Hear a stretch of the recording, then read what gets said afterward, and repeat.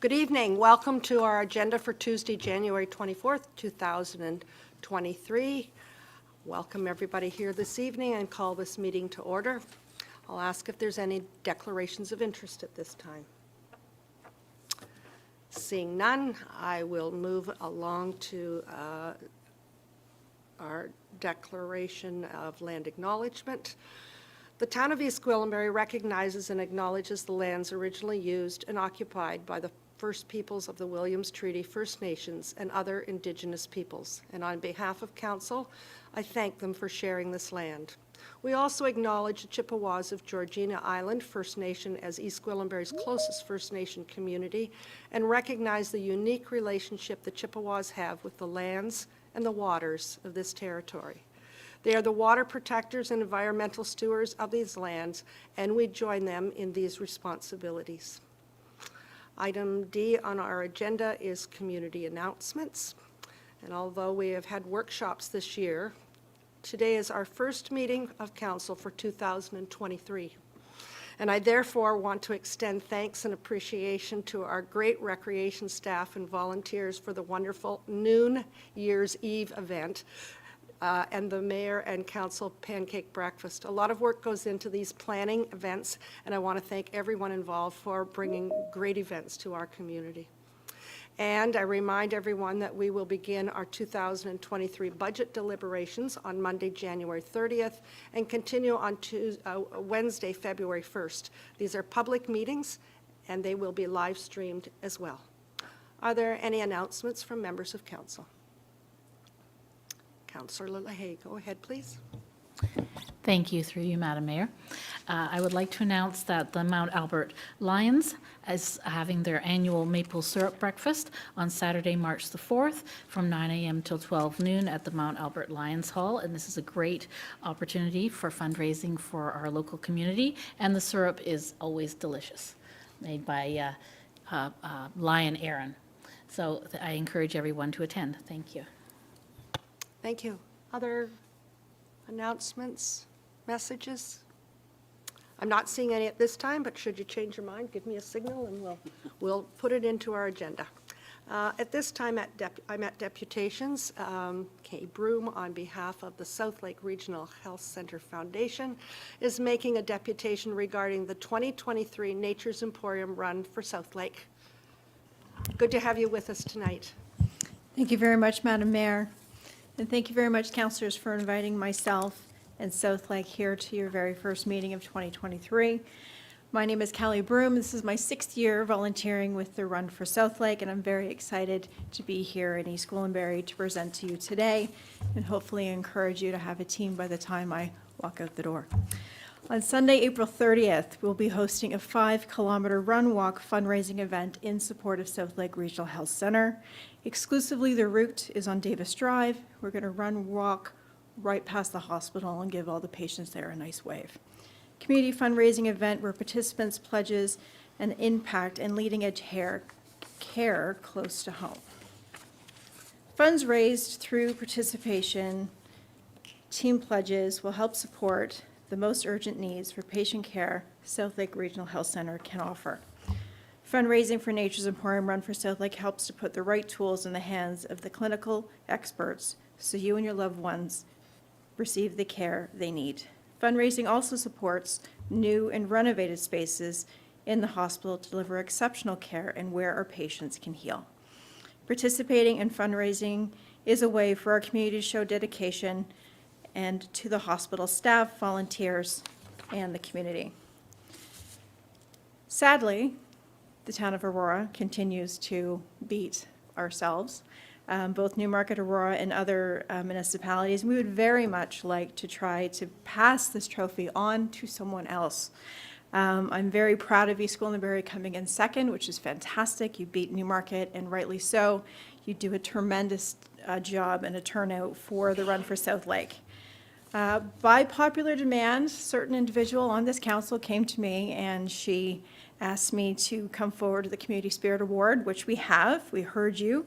It's time to engage your community. And although You did raise more money than Newmarket. It looks like Newmarket had more participants, but I feel that if East Gwillimbury can beat us in funds raised, you can beat us in participants as well. So I'd love nothing more than to see that trophy be passed to East Gwillimbury this year. So runforsouthlake.ca is where you register. You register yourself as a team.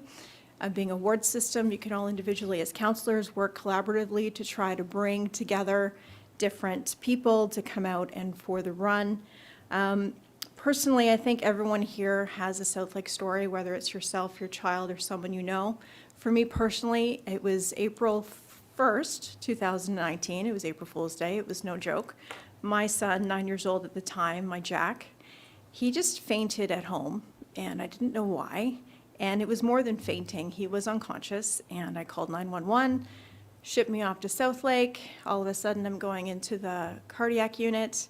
Don't really know what's going on. They were focusing on my son. And it turns out that my son, at the ripe old age of 9, has been living with a heart condition I didn't know he had, that Southlake actually diagnosed. And because of Southlake, they saved his life. They shipped us to sick kids. We visit sick kids twice a year. My son actually loves going, don't ask me why.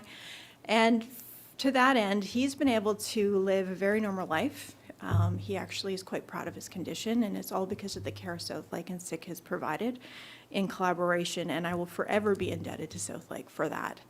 On top of that, Nature's Emporium actually helped me with his diet, because I don't know if anyone has kids here, but 9-year-olds getting to eat healthy food is a challenge, and they were fantastic. And he's my youngest, and he's a shining star and a bright example of having a good, solid hospital in your community means. So I'm happy to take questions at this time, but what I would really like to hear is your Southlake story and why you want to support Southlake, because I'm sure you all have one. Thank you. Thank you very much, Kelly. Any comments, questions at this time? I'm not seeing any, but we are really going to compete this time to see if, in fact, we can top the fundraising, and Councillor Crone has offered to step up and lead us through our run. So thank you very much. My pleasure. Thank you, Madam Mayor, and thank you, Councillor Crone, and I will log on tomorrow to make sure you've registered you and your team. Thank you very much. Councillor Crone, would you move that presentation, please? I'll be happy Did you want to say something? Go ahead. to. Thank you, Madam Mayor, through you to our presenter. I look forward to taking on this challenge. I have some big boots to fill from some of my colleagues that have done it in the past. And I think we're going to give Aurora a run for their money this year. So thank you. Happy to make the motion. Thank you. Madam Mayor. Moved by Councillor Crone, seconded by Councillor Crothers. All those in favor?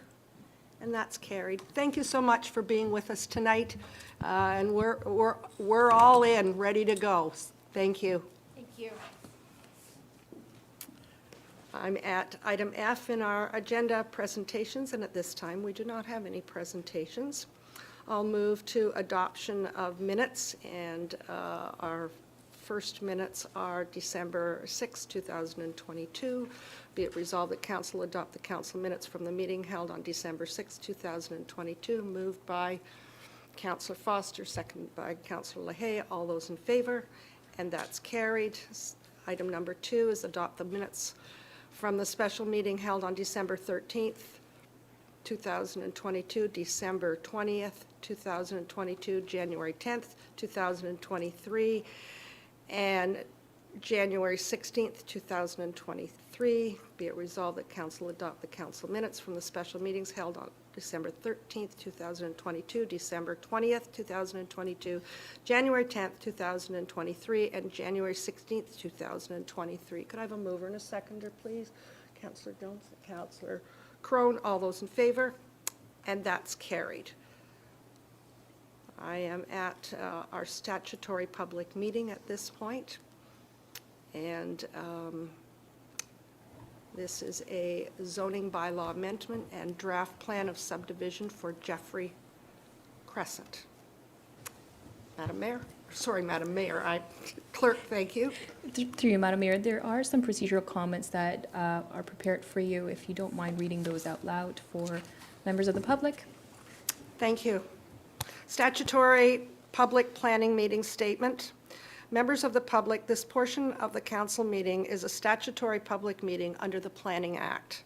The purpose of this public meeting is to inform the public and obtain public input on planning application received by the town prior to a full technical analysis being conducted by our staff. No decision to approve or refuse an application will be made here tonight. There will be presentations from both town planning staff and the applicants on this development application. Following these presentations, members of the public will be invited to offer their comments or concerns respecting the proposal. Submissions can also be made in writing. I will then ask either staff or the applicant to answer questions related to the applications. Once we have heard from the members of the public, I will ask members of council if they have any questions or comments. Your participation tonight is welcome, and by hearing all comments, we enable the making of informed decisions. It should be noted that a comprehensive report will be prepared by staff and presented to a future council meeting addressing the merits of the application before us and providing council with a recommendation on whether the proposal should be approved, modified, or refused. It is very important the town receive the names and addresses of individuals having an interest in this planning application. Therefore, if you plan to speak to council at this meeting, or if you wish to be notified of any future council meeting concerning the application being considered, you must provide your contact information to our clerk. Under the Planning Act, the application or residents have a right to appeal any decision of council on a planning application to the Ontario Land Tribunal. But what must verbally express any comments or concerns here tonight, or submit any comments or concerns in writing to the town before the bylaw is passed. The tribunal may dismiss all or part of an appeal made in respect to the application. This public meeting is being audio and video recorded for storing and broadcasting on the internet. Your name, your address, comments, and any other personal information is being collected and maintained for the purpose of sending correspondence relating to matters before council and creating a record that is available to the public in hard copy format and on the internet in the electronic format pursuant to Section 27 of the Municipal Freedom of Information and Privacy, Protection of Privacy Act. Questions about the collection of personal information should be directed to the town clerk. I will now ask the General Manager of Development Services to begin with the presentations. Thank you. Through you, Madam Mayor, I'm going to invite Senior Planner Antonio Greco to provide a brief introduction to the planning context around this application to pursue a zoning bylaw amendment and draft plan of subdivision. So, Antonio. Through you, Madam Mayor and members of council, before us today is the statutory public planning meeting for the proposed zoning bylaw amendment and draft plan of subdivision, the applicant being Groundswell Urban Planners, Inc. I'd like to iterate that no decision will be made tonight as part of this statutory public meeting. Next slide, please.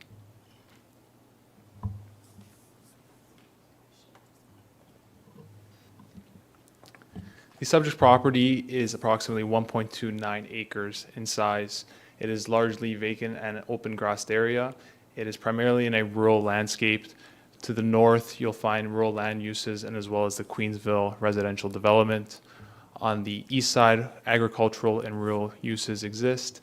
On the south and west side, continued with the rural land uses and agricultural uses around the subject site. Next slide, please.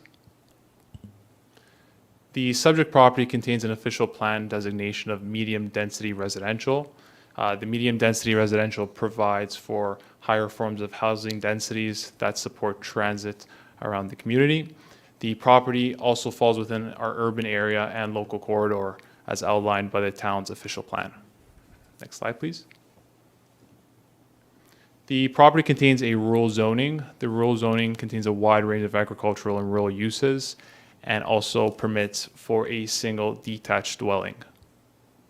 Next slide, please. The applicants are seeking a proposed rezoning to an R4 zone and an open space 2 zone within the town's zoning bylaw 2018-043. The northern part of the property will contain the R4 zoning with a small portion of the southerly block containing the open space 2 zone. Next slide, please. The proposed development will develop the site for 14 townhouse dwelling units over 2 blocks. The northern block will contain 6 townhouse units, with the southerly block containing 8 townhouse units. They are proposing a open space block on the southern end of the subject site. The center block of the subject property takes into consideration the Doan realignment capital projects as set out by the York Region Municipality. Next slide, please. The inner townhouse blocks have a width of 6 to 8 meters, with the end units containing 8.1 to 12.3 meters in length. The end units on the southern block consist of 12.8 meters and 11.3 meters for the southern block end units. Next slide, please. As iterated in my previous slide, the future Doan Road realignment is also contemplated on site within the center block of the property. The future reconfiguration is a capital project by the region, and they have taken into consideration that the project will continue to connect Leslie Street and along the easterly current Doan Road. Next slide, please. The application is currently under review by internal departments and external agencies. We will be reviewing the servicing capacity and availability, the appropriateness and compatibility of the proposed development, consistency with the provincial, regional, and local planning policies, the financial impacts for the town, and the environmental assessment that was completed by the region for the Doan realignment, and any traffic and parking implications that this development may cause. Next slide, please. Planning staff has not received any comments at the time of writing this report, and all interested parties will remain notified throughout the process. Next slide, please. Staff will undertake a technical review of the subject application, including discussions from today and any public inquiries throughout the process. A formal site plan application will need to be submitted at a council's future consideration. Staff will review the submitted zoning bylaw amendment and draft plan of subdivision. A future comprehensive report will be brought forth at a future council meeting date for council's recommendations. Next slide, please. I can now answer any questions in regards to the development. Thank you. Thank you very much. Questions from members of council? Councillor Crothers and then Councillor Jones. Thank you. Can I get an idea of how much staff time has already gone into this and how much more staff time will be spent on this project?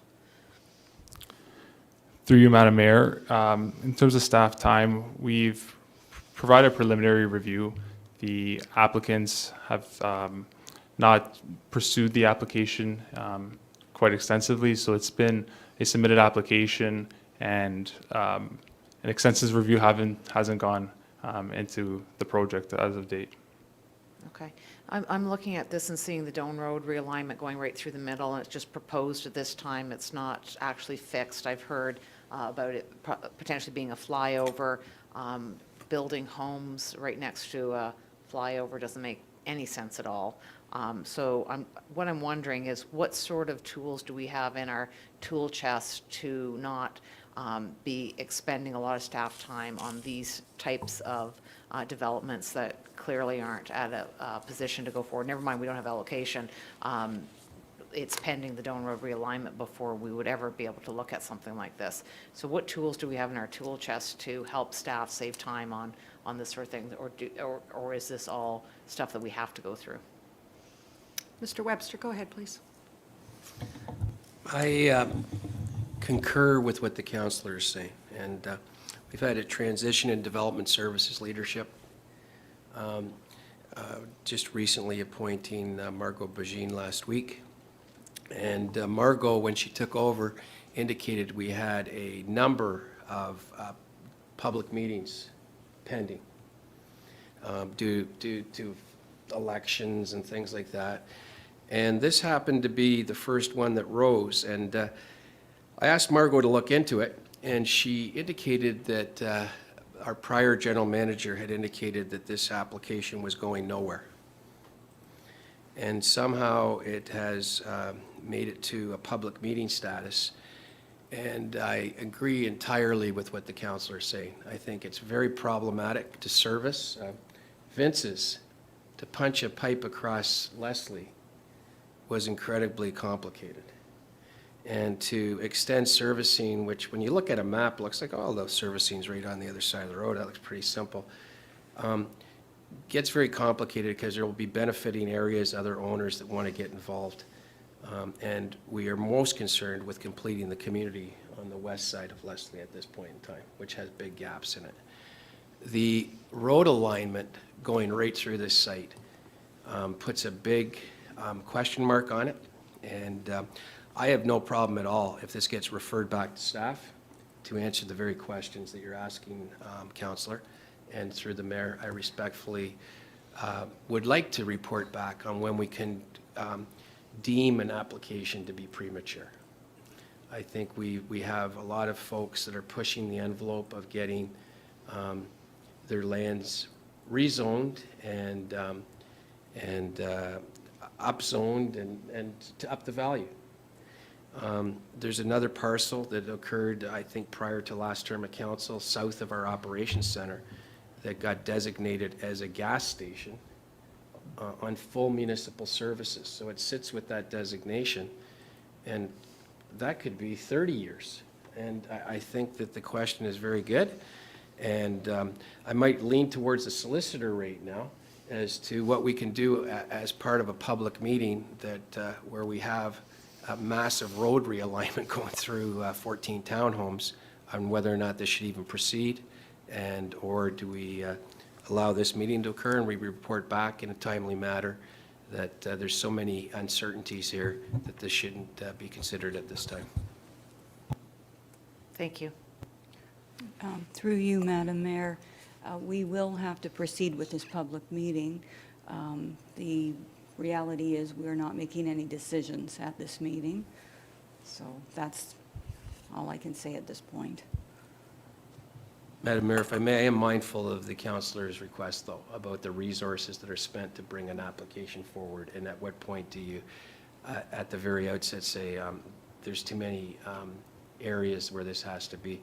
And with regards to the transition we've had, this one here has made it to this point, so I would suggest we proceed, and then we'll support Ms. Bajin in her role as GM with her staff in reporting back in a timely manner. Thank you.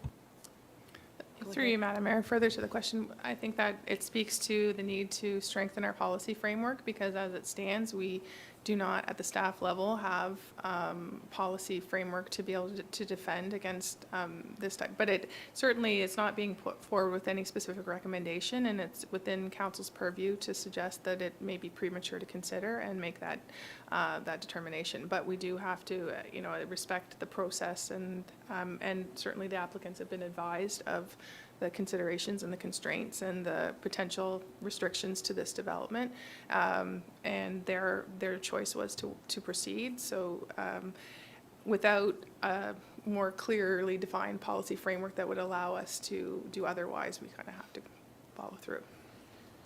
If I can follow up. So will you be bringing forward a policy framework for council to look at, so that we're not wasting staff time on developments like this that clearly don't meet the objectives that council has laid out? Through you, Madam Mayor, I believe that updating, as an initial step, updating the allocation policy will give some clear guidance to what council is looking for in terms of the quality and phasing of development, and that will be a good start to be able to demonstrate, to an applicant that unless you're meeting these criteria, you are going to be waiting until there's a full servicing solution, and those types of conversations. And in full transparency, there may be other policy frameworks that can support this, but I think that's our first priority, is to update our allocation policy and be really intentional about the types of criteria that we attach to it. Wonderful. I look forward to seeing that. Thank you. Councillor Johns? Yeah, thanks, Madam Mayor. Many questions and some concerns were voiced, so I appreciate that, Councillor Carruthers. One of the comments, I think that, you note the flyover. The submission of the applicant speaks to the elevation of the property, and it would certainly be interesting to see what the elevation looks like in relation to a possible flyover that we don't even know about, but then one day could be occurring. So to see houses buried by highways is not something that I think that we're looking to see within East Gwillimbury. So I look forward to further reporting back. Thank you, Madam Mayor. Thank you. Councillor Foster, go ahead. Thank you, Madam Mayor. More a comment than anything, but how much background work would have gone into this for them to bring it to this point? And I'm thinking specifically of ground testing and compaction testing and that type of thing, because I don't know if anyone else remembers at this table, that was about a 20 or 25 foot hole in there. I can remember it being filled, so it would be a little questionable on my part there. I'm not an expert in that, but certainly you start looking at something that was 25 feet deep in that range, would be concerning. Through you, Madam Mayor, I would suggest that we direct that question to the applicant and get some, I can certainly speak to as can Antonio, to the level of staff effort. And as Antonio mentioned, it has not received a fulsome review. There's a fairly standard process in terms of notification of public meetings, and there is some administrative effort that goes into it, but it's certainly not at the level that we would entertain when reviewing a site plan submission or the full applications that we're talking about here. This has really been sort of the administration and support of the public meeting process. Thank you. Go ahead. Thank you, Madam Mayor. Given, and I, through you, I do, as Councillor Foster mentions, I do remember when it was a crater. I was just curious, do you know how long the applicant has owned this site, knowing what the local history is? And I was just wondering if it was a recent purchase or if they've hung on to it for a while. Through you, Madam Mayor, to Councillor Crone. The submission's 2 years old. I don't know how far back they've owned the property. I would defer to the applicant to answer that Okay. question. Yeah. Okay, thank you. Any other questions? Go ahead, Councillor Roy DeClemente. Thank you, Madam Mayor. Through you, I note in the staff report that we've received that the word premature does exist. I believe it was the CIES comment with respect to allocation. I think staff are mindful of the fact that there is a major road reconstruction project that directly impacts this project that is yet to be designed, and that there are significant servicing constraints. However, we do have a public process. The applicant has paid the fees, and so we have an obligation to follow through with that process. And so with your permission, Madam Mayor, I think the next part of our agenda is to hear from the applicant, and maybe they can answer some of those questions and address some of our concerns through their presentation. Thank you. Thank you. The next item, thank you very much. The next item that we have is public comments. If there are people, sorry, go ahead. Through you, Madam Mayor, the next item is actually presentation from the applicant agent. We do have them join us remotely tonight. Very so good. They'll be providing the presentation momentarily. Thank you.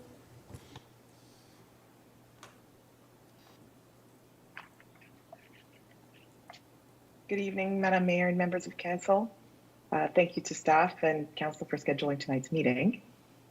My name is Noor Bedas, and I'm a registered professional planner with Groundswell Urban Planners. And I'm here today to represent the owners of the land, ATC Cap Investments Limited, for the lands located on Jeffrey Crescent and Leslie Street south of Doan Road. Next slide, please. So joining me tonight is Kerrigan Kelly, also from my office, Groundswell Urban Planners. We'll try our best to answer any of your questions. So the subject site is approximately 1.29 acre crescent-shaped lot located on the east side of Leslie Street and intersecting at Doan, and it's wholly bound by an existing street network. Next slide, please. The site is located within a local corridor, which permits the medium density development and a variety of uses, including the proposed townhouses. Next slide, please. What's proposed is a draft plan of subdivision and the supporting zoning bylaw amendment to develop 14 townhouses over 2 blocks, as well as an open space block that will front onto Jeffrey Crescent while preserving a block for the proposed future Doan Road extension. There are no major environmental features on the site and none to be impacted given the location and anticipated road realignment. Next slide, please. So the proposed development has taken into consideration the Doan Road widening. The region had provided the preliminary engineering plans that were completed to 90%, which provides a certain level of certainty in terms of the location of the road realignment. And the plan before you today has accounted for that and provided for the appropriate buffers within the proposed blocks for development. Discussions are to continue pertaining to the road network and the proposed Doan realignment to ensure that the site can continue to function as proposed. Next slide, please. So these applications are made to the town today to facilitate the future redevelopment of the site to permit a total of 14 residential townhouse dwellings, which have been designed to fit within the context of the existing community and surrounding roadways. Next slide, please. We look forward to continuing our discussion and moving this application forward. Thank you. Thank you. Madam Mayor and members of council, I'd like to briefly add to what Noor had just presented, and it looks like the owners have owned the land since 1989, just for additional background. Thank you. Thank you. At this point, we have public comments, and ask if there's anyone in the audience that would like to speak. You could come to the microphone at this point. And Madam Clerk, would that also be for those that are joining us remotely? Through you, Madam Mayor, that would be the case. However, I don't believe we have any registered speaker for tonight. There are individuals in the public space here. I don't believe they've indicated they wish to speak on this application. Thank you very much. With that, I will move along to the resolution. Be it resolved that Development Services Planning Branch Report DS 2023-01 dated January 24th, 2023 regarding zoning bylaw amendment and draft plan of subdivision by Groundswell Urban Planner, Inc., file ZBA 2101 and 19T 20 and 2211 be received, and that the presentation, written and verbal comments made during the statutory public meeting regarding zoning bylaw amendment and draft plan of subdivision by Groundswell Urban Planner, Inc., file ZBA 21-01 and 19T-20211 be received, and that comments presented at the statutory public planning meeting be addressed by the Development Services Planning Branch in a comprehensive report to a future council meeting. Could I have a mover and a seconder, please? Councillor Crone, Councillor Roy DiClemente, all those in favor? And that's carried. Thank you very much. We will move along in our agenda at this point. Item I is administration. Mr. Webster, might there be something from your area for us tonight? Madam Mayor, I have no updates for this evening. Thank you very much. We'll move along to corporate services. If those that want to leave, we won't take it personal if you would like to leave, and we'll just continue along in our agenda. The corporate services, Deputy CAO Valchik, go ahead, please. Thank you, Madam Mayor. We're pleased to be able to provide you with a recap this evening of the 2022 election process, and the ultimate result of that election process is the 7 individuals that I'm looking at this evening. Elections traditionally have been very significant events for us, time-consuming, lots of planning, lots of time and effort and resources expended to make sure that we run an appropriate election. And this election took it to a whole new level as we introduced a number of modernization initiatives as part of the 2022 election. The election process is a legislated process under the with rules and regulations under the Municipal Elections Act, which puts the primary responsibility for administering that election process onto the municipal clerk. And I really want to commend our municipal clerk and the working team that worked with her and supported her in carrying out the 2022 election process. And you're going to hear from our clerk and some of the supporting team members this evening in this recap. Thank you. Thank you.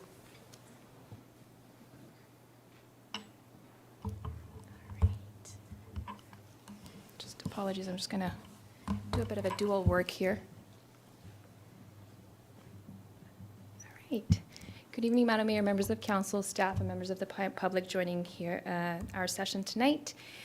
As Deputy CAO Valchik alluded to it earlier, we are going to be providing an overview of the 2022 municipal election. As you can see on the screen before you, we have quite a bit of an exciting journey to walk you through, starting with obviously our modernization approaches, introduction of our election steering team, some of the challenges that we experienced as part of the 2022 election, a little bit of a recap of our journey to date, some project plan and project phases, recap of activities that we undertook for this particular election, and an outline of a detailed results breakdown, along with an exciting portion of the presentation that will focus on the variety of different communication strategies that we use for this particular election. And of course, we will end the presentation by providing you guys with an overview of the journey that we have planned in terms of our next step. So the 2022 election provided us with an opportunity to modernize. And as council is aware, this was the first time in the town's history that we introduced significant modernization opportunities by first enhancing the in-person voting experience and introducing vote counting equipments through the introduction of tabulators, and also providing individuals with online voting as alternative methods of voting during the advanced vote period. The 2022 election enabled us to explore new and flexible service delivery options, which will help shape the path for all future elections moving forward. Though running a hybrid election provided us with opportunities to reach more people in the way that works for them, it also presented a lot of complex challenges. As many are already aware, in accordance with the Municipal Elections Act, the municipal clerk, as the returning officer for the municipality, is responsible for the administration of the election. Key to administering a successful election is a great team. To tactfully address the many complex components of a hybrid election, we initiated an election steering team consisting of a cross-functional team of individuals all across the town. These individuals included individuals from the clerk's branch, communications branch, a dedicated elections project manager, information technology, information management, recreation, and facilities branches. We also took into introducing other individuals to our team as required. So if we needed legal advice, we always tapped into our legal department or other areas of support. The steering team played a huge role by supporting the clerk's branch in achieving the various key deliverables and phases of the election process. As council may recall, this election was like no other. From the start of the election planning process, we were faced with a number of challenges. Not only was this the first time we were administering a hybrid election, it was also the first time we were administering an election during a pandemic. The pandemic resulted in a number of challenges, including supply and demand shortages, namely paper supplies. However, it wasn't just paper.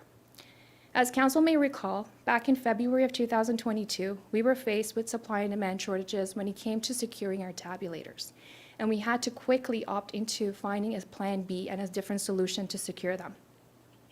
In addition to the challenges that we were faced because of the pandemic, we were also faced with issues surrounding the quality of the voters list. And in the midst of it all, the Clerk's branch experienced a number of staffing changes. Through it all, with the help of our steering team and the support of the senior management team, we were able to stay focused and follow a well-established plan. As you can see on the screen before you, the 2022 election consisted of 5 phases. Our journey started in 2020 as we began to carry out several key activities to help prepare for the election.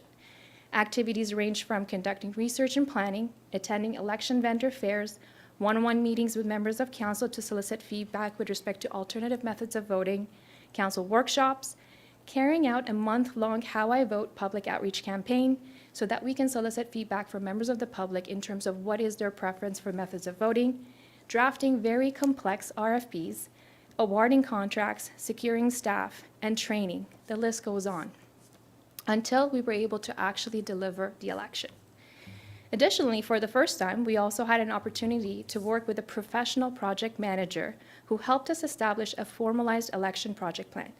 This particular project plan is so fluid and it's so great that it allows us to be able to use and leverage it for the years to come and elections to come. I would like to now introduce Kevin Bernard.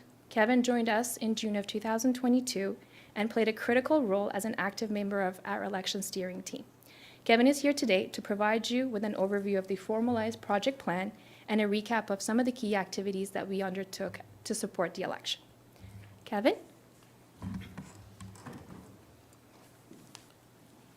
Thank you, Tara. Madam Mayor, Councillors, some of you I know, some of you have met, some of you I haven't. So I want to take a few minutes just to give you a quick introduction and background on myself so you can understand where I'm coming from and what I brought to the project into the town. So I've spent most of my career with multinational insurance companies, with one of Canada's top 3 banks, with the stock exchange, and with a few of the big consulting companies. I've worked in Toronto, London, New York, Paris, and now East Gwillimbury.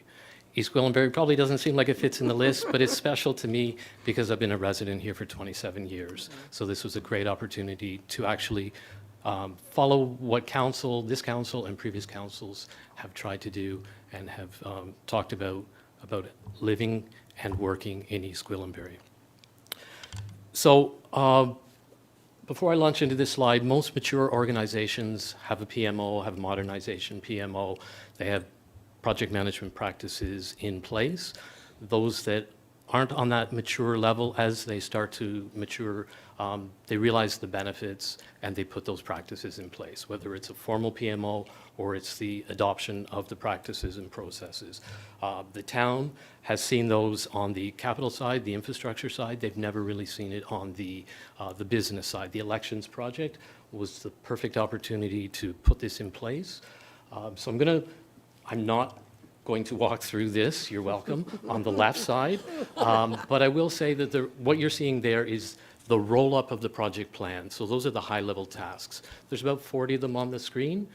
There's 253 plus in the real plan. So there's about 7 or 8 of those screens with all the details, who's responsible, comments on each of them.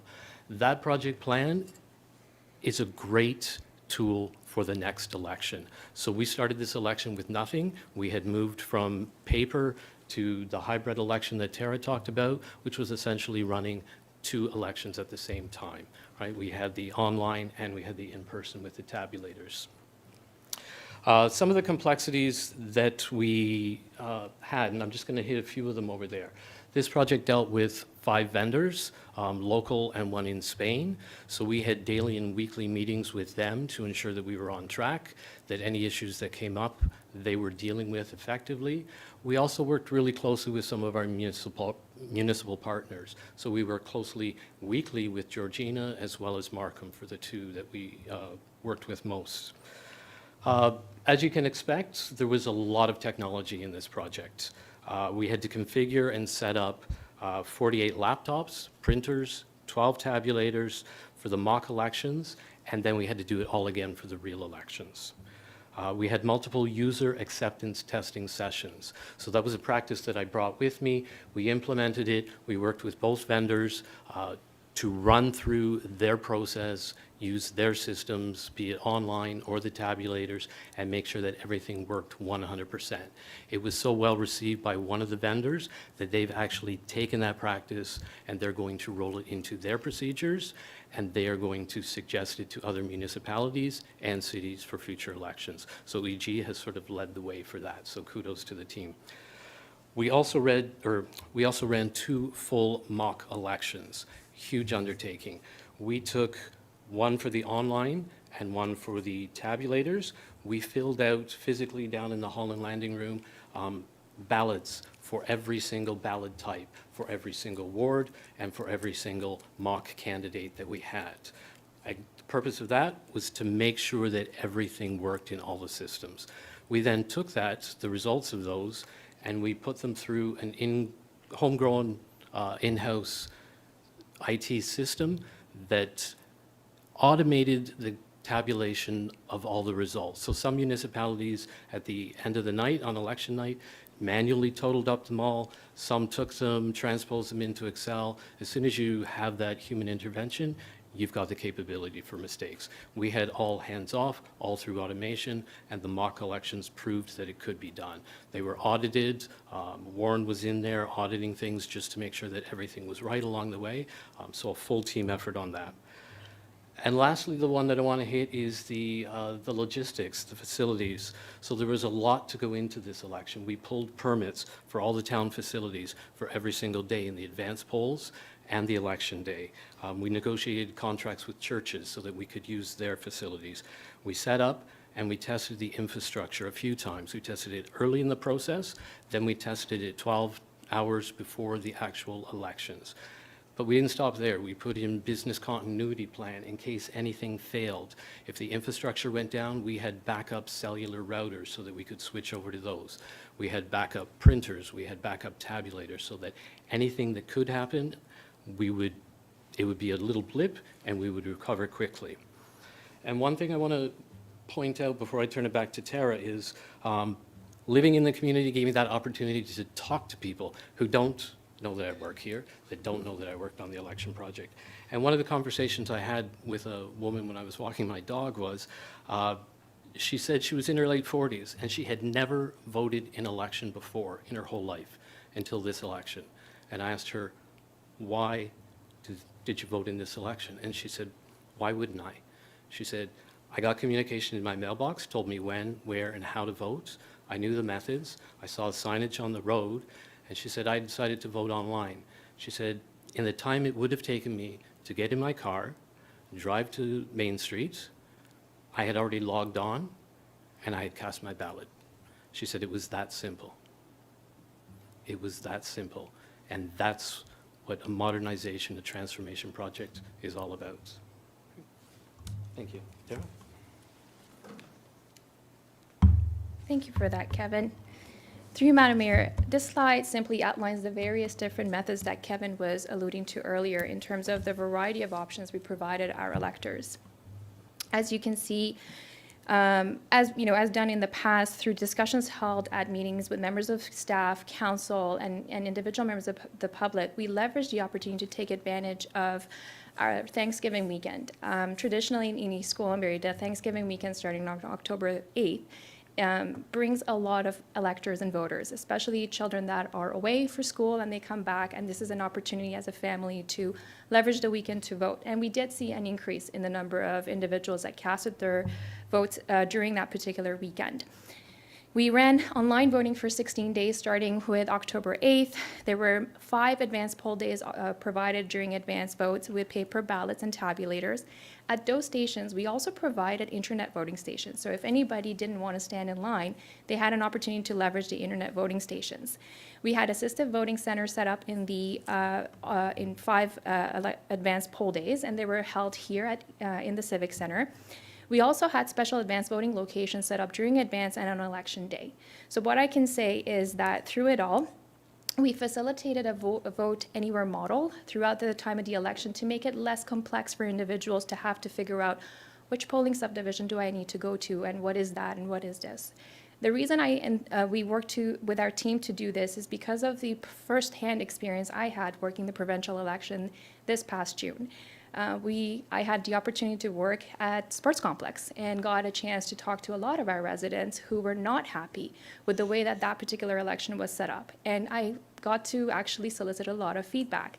Andrew, our deputy clerk, was also stationed at Holland Landing, and he also got into a bit of a discussion with the election workers as well as the individual members that were there to vote. So for us, this was a bit of a lesson learned from that election, and how could we go about making the municipal one a lot better than what the other one was.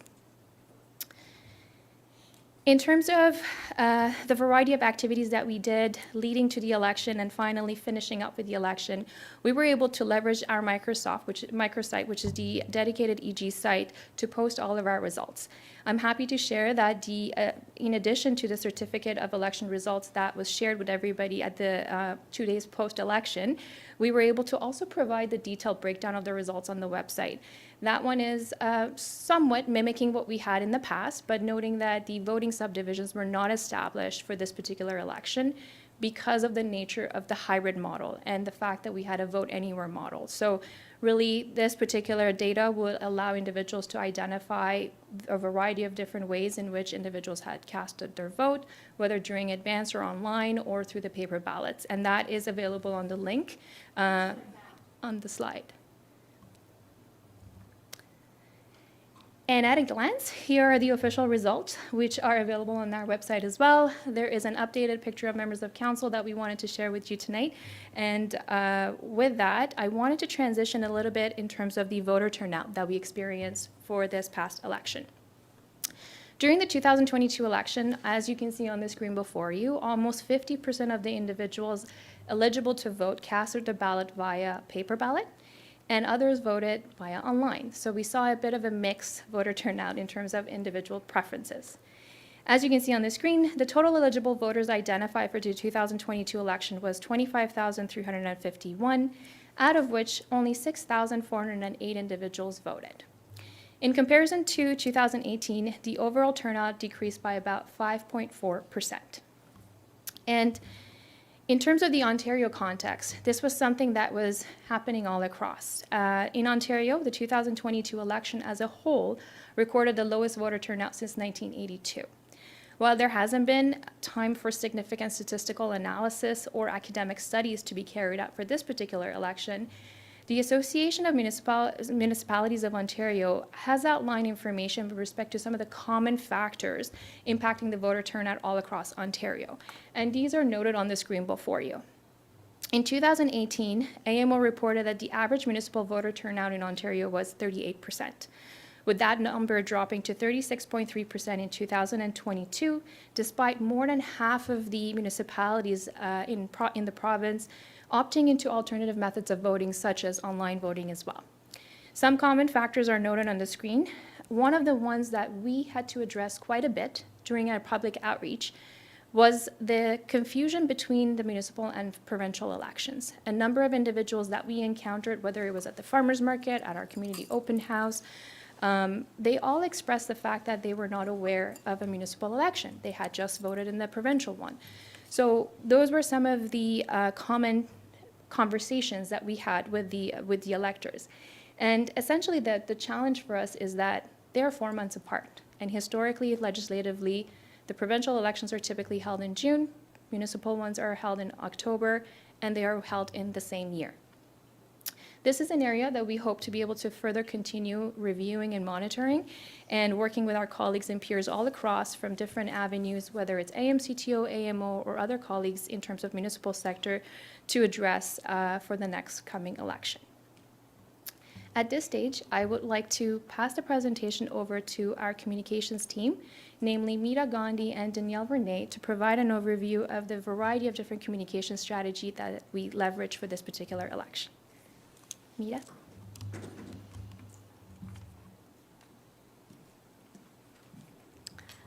Good evening, Madam Mayor and members of council. I'm standing here in my capacity of past Director of Communications, Customer Service, and EDI. I'm now, as you know, the Director of Human Resources on an acting basis.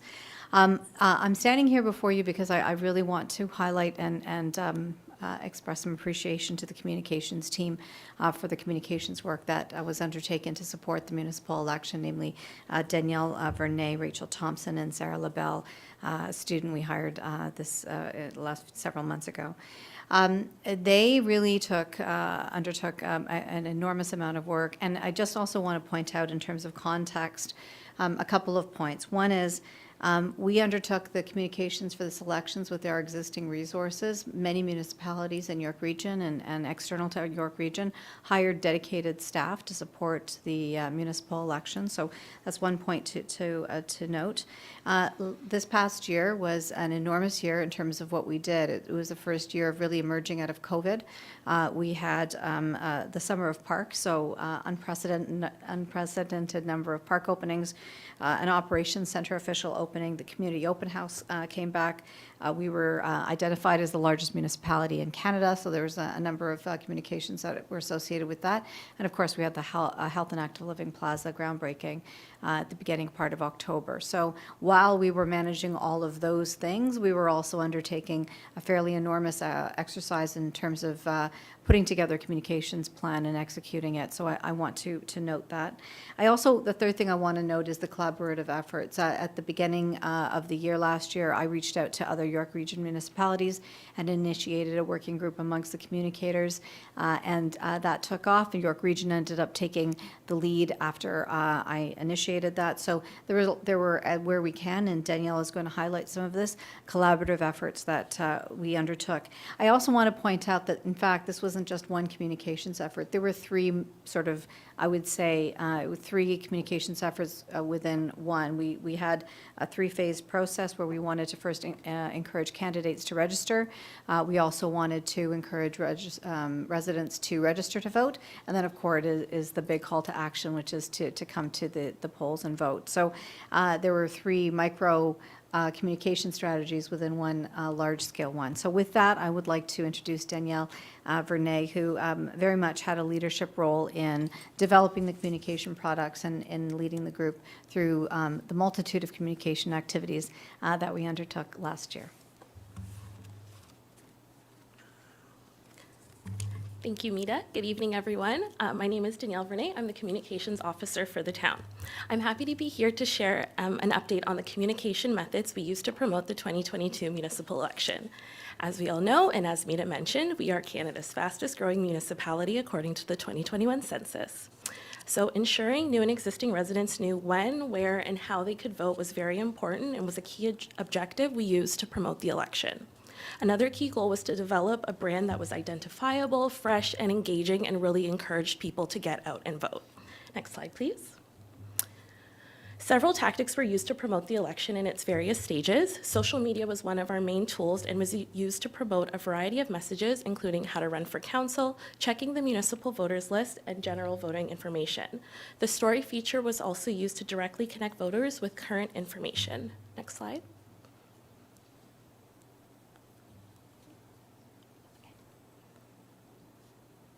And these are just samples of some of the images we used on social media. We wanted them to be bright, engaging, and different from our regular blue and green brand.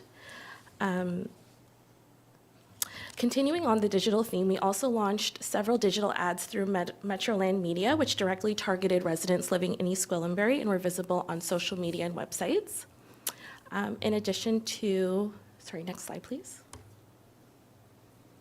In addition to our digital advertising, we also use traditional print ads in the Bulletin magazine, the Health and Active Living Guide, and in the local paper, which is also has our town page. Next slide, please.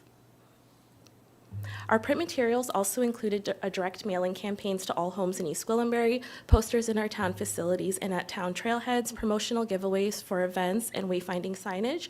We also leveraged the use of QR codes on all of our print materials to easily connect voters with direct links to our websites. Next slide. So the community was also engaged through the use of Curbex road signs, which we placed at high traffic areas throughout town. Our elections team also attended in-person events to directly speak with voters. They had the opportunity to ask the team any questions and get added to the municipal voters list on site. Next slide. The York Region Communicators Group developed an election subgroup with representatives from all York Region municipalities. During our biweekly calls, we discussed lessons learned, various ways to reach our target audiences, and opportunities to partner on advertising.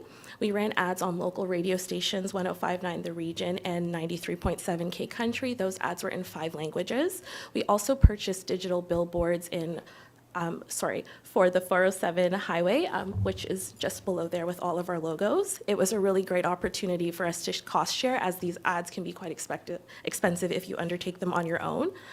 In addition to the methods that I've shared, we also introduced new tactics for this election, including a dedicated microsite, sending out election-specific e-newsletters, email blasts through CPRC's ActiveNet distribution group, and through the Recycle Coach app. We added key voting dates to all town calendars, so including our waste calendar, the Recycle Coach app, and on our town website.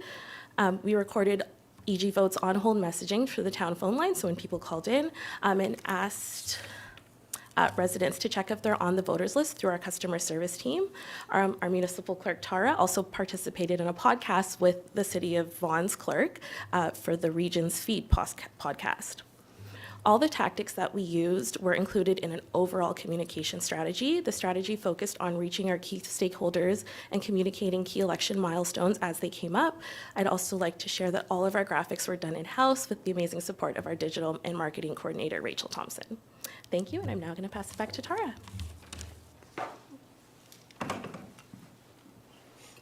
Thank you to our amazing communications team. As you can see, our work is not done yet.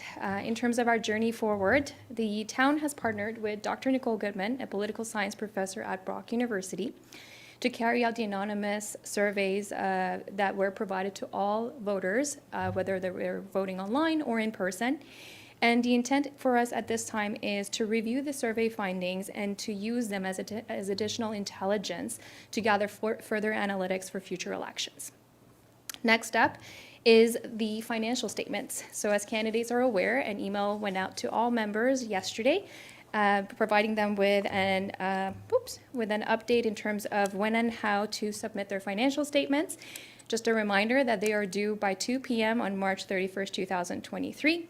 And any candidates who has filed a nomination, whether they withdrew or whether they carried on, they are required to provide that financial statement.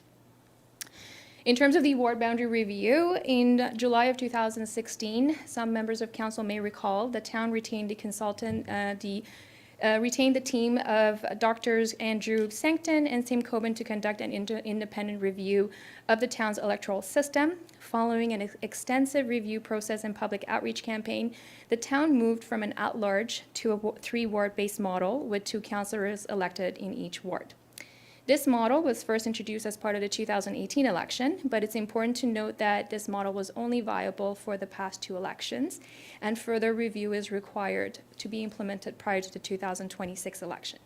In the budget books that council has available to them, you will see that there is a budget line item to carve out funding to be able to solicit feedback from consultants to carry out this review in next year, actually. Another key initiative for us is to continue working with the Elections Ontario to improve the quality of our voters list. As council may already know this, MPAC is set to drop handling the municipal voters list as of 2024. This is a huge step for us in the Clerk's division because we have been working with Elections Ontario for a number of years, almost 10 actually, to be able to leverage their voters list. As you may know, the provincial election happens in June. However, we never had an opportunity to be able to access that updated data from the province. We are now in a position that we will be able to do that for the next election, which is in 2026. Additionally, key for us is to leverage the information and input provided as part of the one-on-one debrief sessions with all members of council, staff, and election workers to further review and update all of our policies and protocols in preparation for the 2026 election. Though the legislative requirements under the MEA advise that the municipal clerk is responsible for the administration of election from start to finish, I always value the input of everybody to ensure that we are providing a very fulsome, election coming up, and encouraging individuals to provide feedback as the years go by. So again, Madam Mayor, this is the end of our prepared presentation. I did want to take this opportunity to thank every single individual who has assisted us in carrying out this election, and we are happy to answer any questions or take any comments at this time. Thank you very much. And congratulations to you and your team.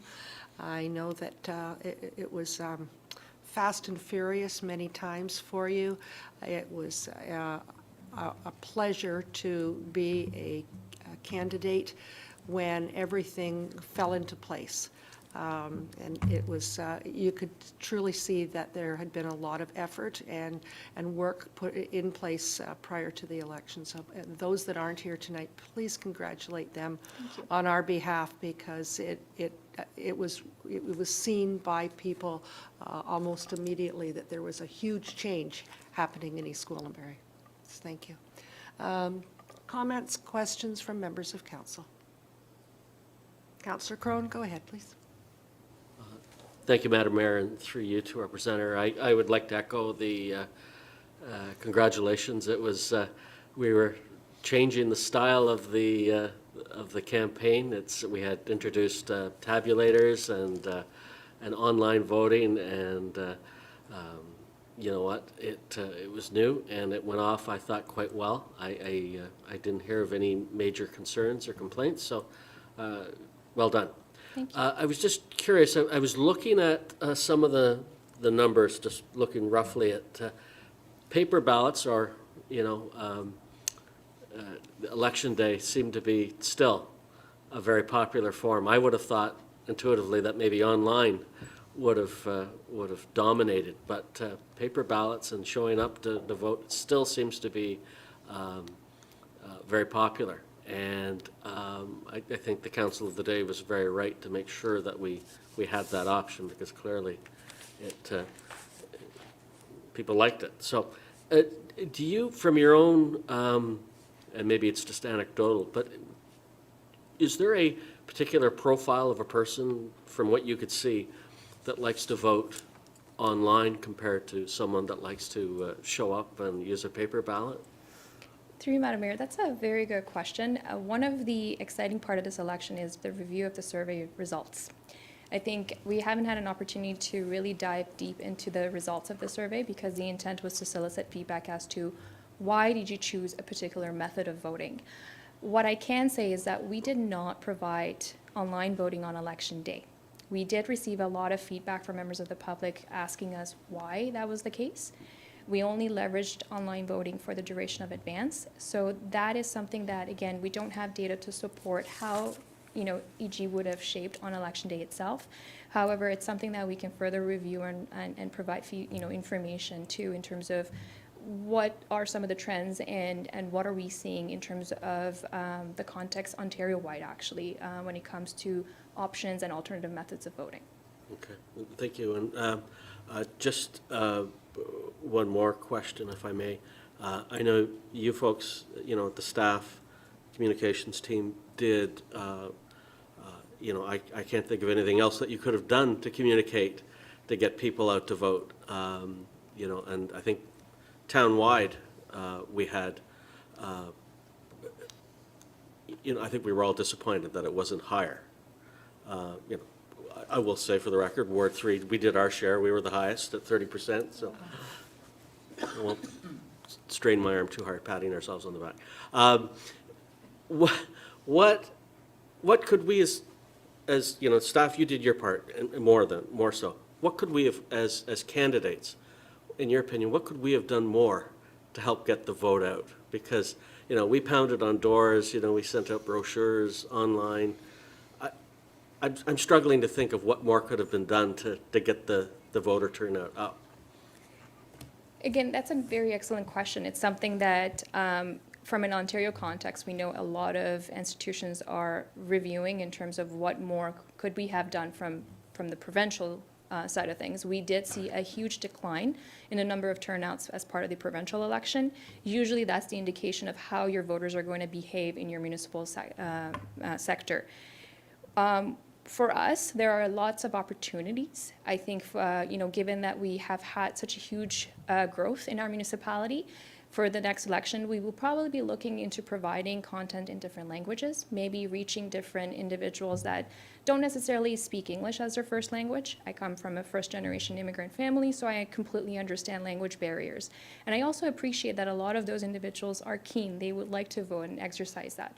There are a number of areas that we're reviewing right now to, you know, identify avenues and opportunities. I know we've done everything we could, even tapped into our library to ensure that that was another area that we were messaging out.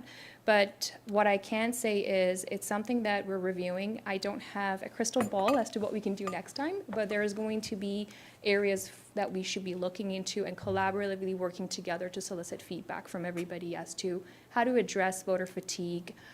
The other area for us that was very new was we did have an acclamation in Ward 1. So you did see a bit of that decrease in the turnout in that particular ward. But again, it's not that EG was the only one that suffered from this. It's actually something that everybody in Ontario has been experiencing. So collectively, I suppose we should be working to figure out how can we re-engage individuals into the day-to-day activities of the municipal sector and allow them to understand this is the sector that is closest to the people. So those are some of the areas that we'll be looking into, and for sure we will provide some input and feedback in the future election. Councillor Leahy, go ahead, please. Thank you, through you, Madam Mayor. With regard to lessons learned that you referred to and the interviews that you conducted with candidates, would you give us a time frame in terms of if we're going to drill down into any specifics in terms of lessons learned? Will they be addressed and documented now while it's still fresh in everyone's minds versus waiting until 2 or 3 years down the road and preparing for the next election? So what is the time frame in terms of documenting all of those details of lessons learned? Through you, Madam Mayor, in response to Councillor Leahy's inquiries, the debrief sessions that we've held with one-on-one individual members of council, they have been well documented. Rest assured that those inputs are filed in an area where we will be tapping into in preparation for the next election coming up. Again, the challenge we're running into is that the municipal election is solely the responsibility of the municipal clerk. However, it's a bit of a balancing game to ensure that we collectively work together to solicit feedback, and that's exactly what we've done. We've held these meetings back in November to make sure that it was fresh, that individuals had an opportunity to give us the true feedback, and they have been incorporated into a document, and they will be leveraged in the review for and preparation for the next election coming up in 2026. So well in advance of that, as you saw with this election, we started our planning process in 2020, so 2 years prior. That would be a similar approach that we will take for the next one. Councillor Carruthers, go ahead, please. Thank you. Well done. I echo the comments that have already been said. From what I saw, it seemed to go smoothly, and we can always learn and we can always do things differently. But I would say overall, it was very well done. Points have been made about communication. I don't know how we could have communicated anymore. Anyone who didn't know that there was an election wasn't paying attention. You can't force people to pay attention. I've reflected on it a lot, thinking about what more, to Councillor Crone's point, what more could candidates have done? And the only thing that I've heard is people are afraid to vote uninformed. They want to be informed.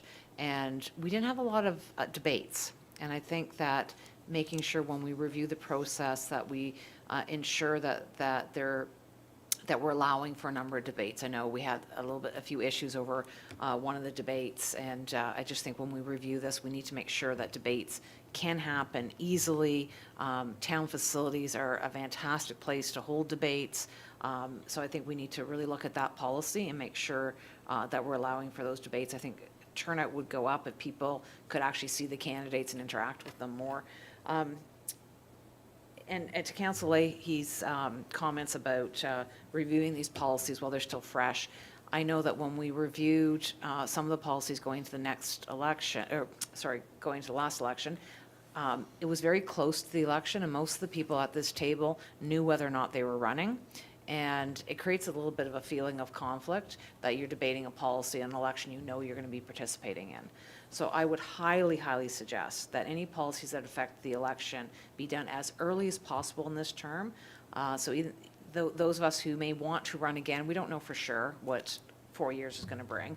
So it feels a little bit easier to debate it hypothetically than when we're in the year of the election and we're having to make decisions at this table. So I would urge you to bring those policies back to us within the next year to take a look at and not wait 2 years or 3 years as happened last time.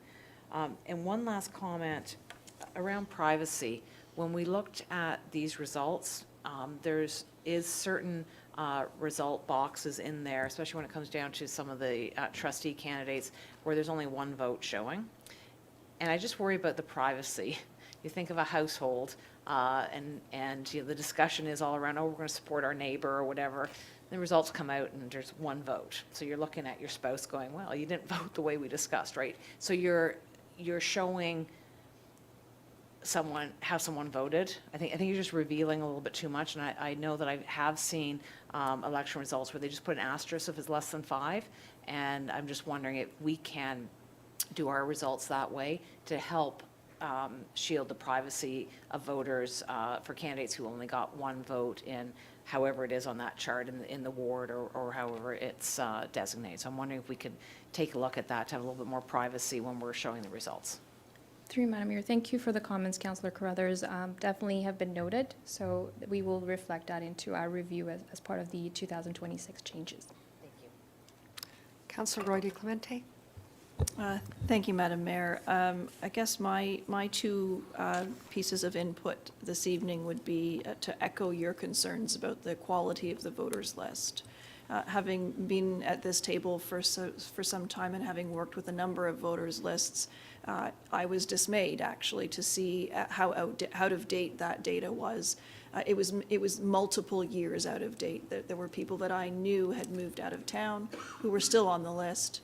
And the new occupants were also in the house. So conceivably, they would have received 4 voters' cards, where only 2 eligible electors were still in that household. And so I think it's really important that that the quality of the data that we're working with, and I understand that you're only as good as the information that you're able to acquire. So I think if we're able to work with the provincial list, that will make a tremendous difference. Even just when the initial list was given to the candidates, it was based on 2018 data. And in a municipality like ours, I believe Ward 2 grew by 53% in that period of time. So when the second iteration of the voters list came out, even the campaign finance contribution limits had skyrocketed because the number of electors had changed so dramatically.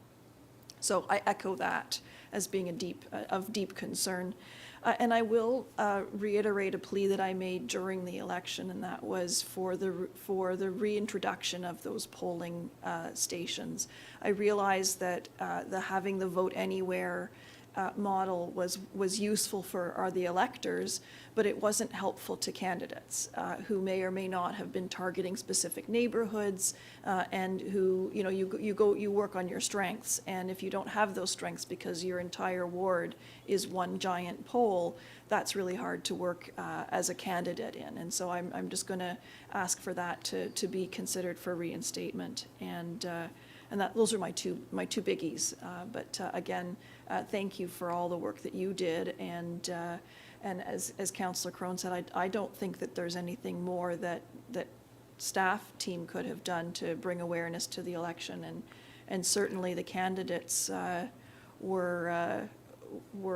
was in our best interest to try and get the word out as well. And so I as a candidate, I never felt that I was unsupported by the efforts that the town was making to get word out. So thank you for that. Thank you. I'm not seeing any other questions. I have a resolution. Be it resolved that the Corporate Services Clerk's Branch presentation titled 2022 Municipal and School Board Elections Update dated January 24th, 2023 be received. I have a mover and a seconder. Councillor Crone, Councillor Johns, all those in favor, and that's carried. Thank you very much. We are on item 2 of corporate services. Mr. Velchik. Thank you, Madam Mayor. I'm just going to turn it over to the clerk. This item is before you at the request of council. It's reflecting what we understood to be council's wish for the meeting schedule for the balance of 2023. I will point out that there is some very modest modifications to start times of meetings relative to the traditional approach, but it essentially reflects the traditional approach that was requested by council, and the clerk's prepared to take any questions that you might have. Thank you. Councillor LaHaye, go ahead, please. Thank you, through you, Madam Mayor. There were a couple of instances when I was looking at my upcoming scheduling with regard to committees, meetings, and evening town meetings that there were some conflicts. So that I would have to choose which I attended. And so I was wondering if that was possible to, how that's been addressed in the past, or if it's ever happened in the past, that there's that kind of a time conflict, scheduling-wise. Through you, Madam Mayor, traditionally, once council has established a new term at their first meeting of the advisory committees, I believe council liaisons have indicated conflicts in relation to potentially on Tuesdays and Wednesdays, and they've worked with the committee members to identify alternative dates. Right now, we're in that transition phase, Councillor Leahy, whereby we're still continuing on until the new term is established. So for the next 2 to 3 months, you're looking at a bit of a conflict. However, following that, perhaps that could be a discussion with the committee members to establish a different date for them to meet.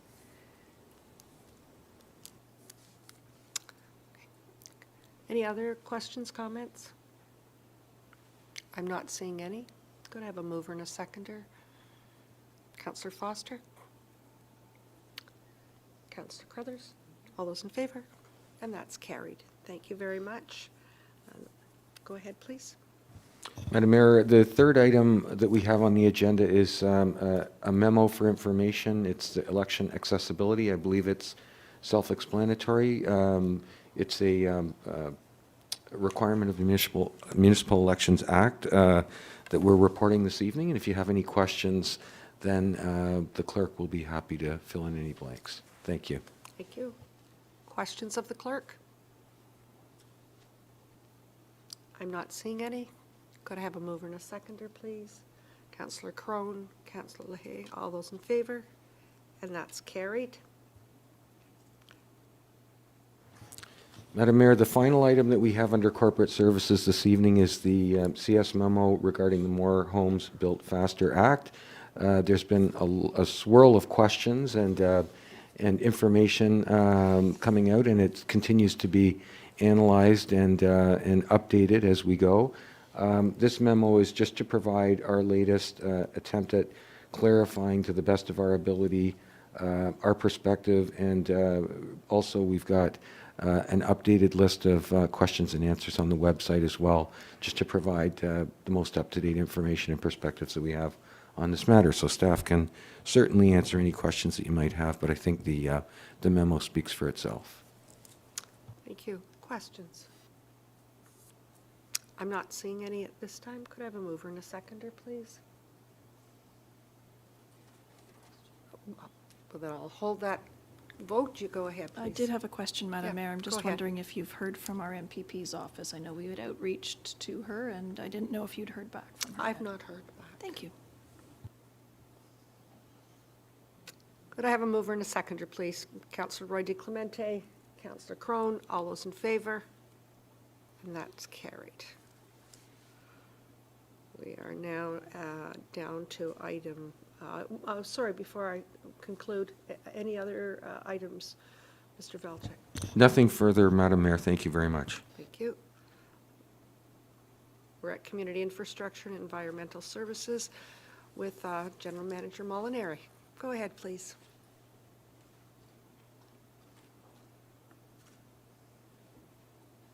Oh, maybe not.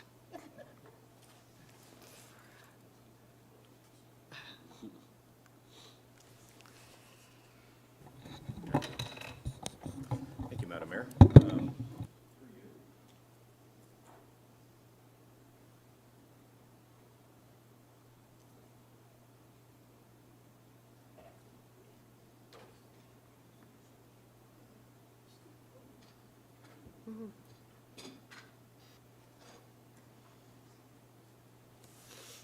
Musical chairs.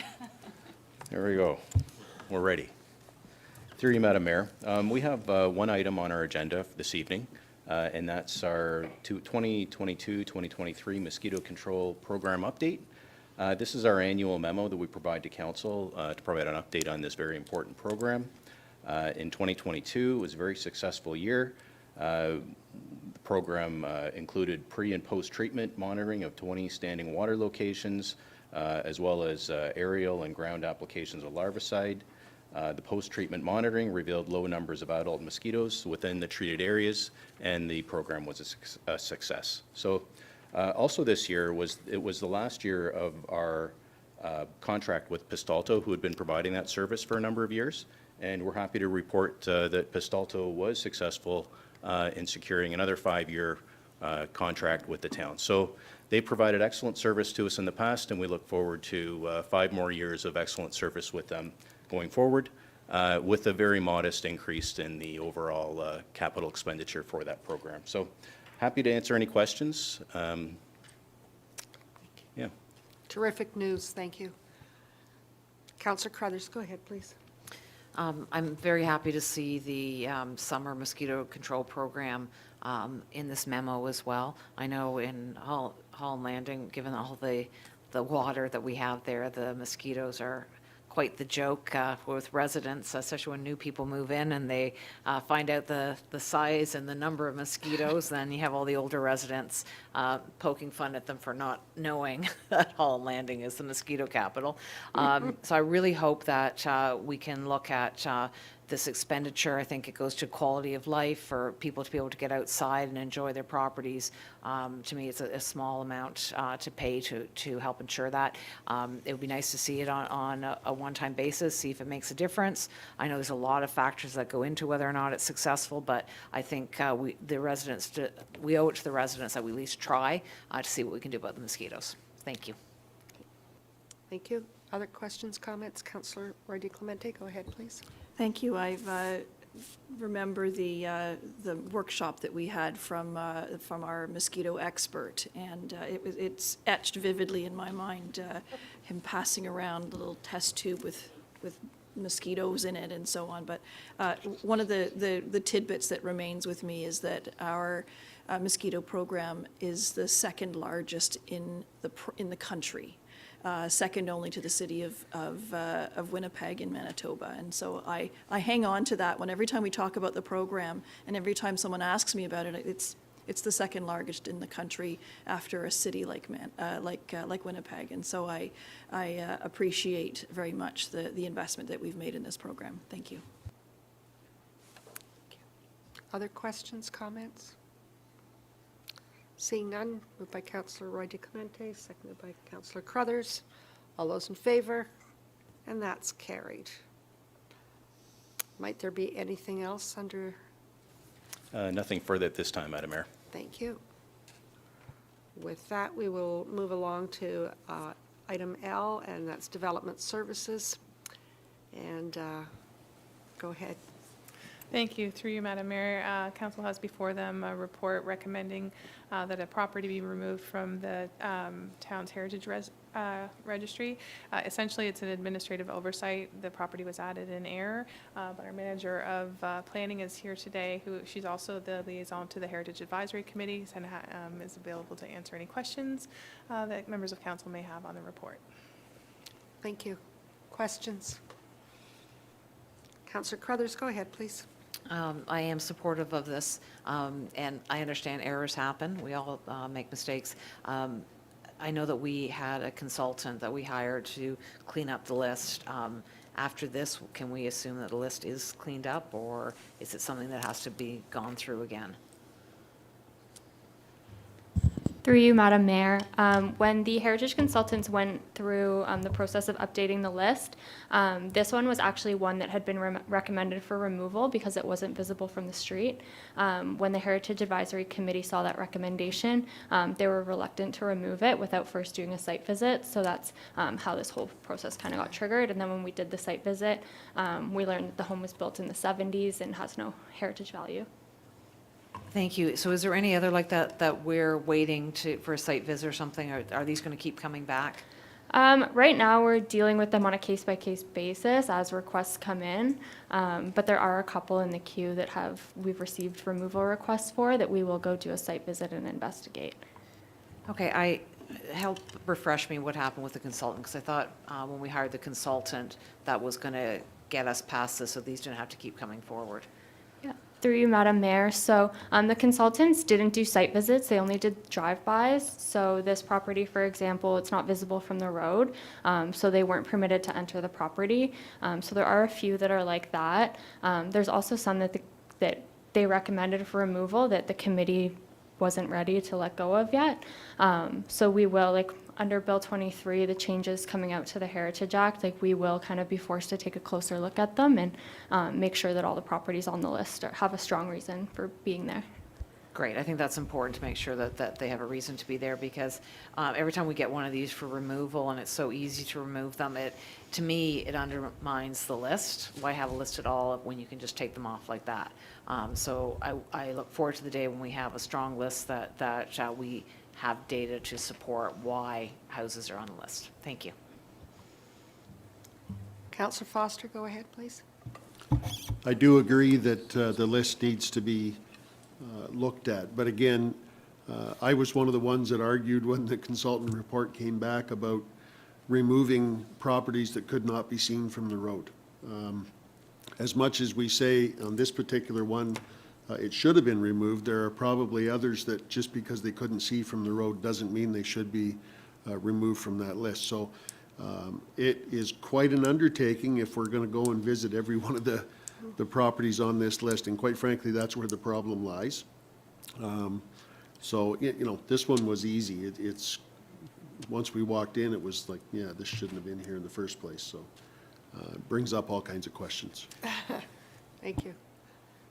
Go ahead, please. Through you, Madam Mayor. Yeah, if I may, and we are considering some additional requests where there's been a recommendation that they would like to leave it on the list, but for reasons of, the state of disrepair or the cost of renovation and remodeling. So in some cases, the individual homeowner will make the case, or they have justification that they feel that why it should be removed or allowed to be able to proceed with demolition, those types of things. And that's really the role that the advisory committee is performing and sort of providing their feedback and guidance and recommendations on whether or not those should be allowed to happen. So we will still see some coming forward, but I think each one, we're reviewing on a case-by-case basis, essentially. So,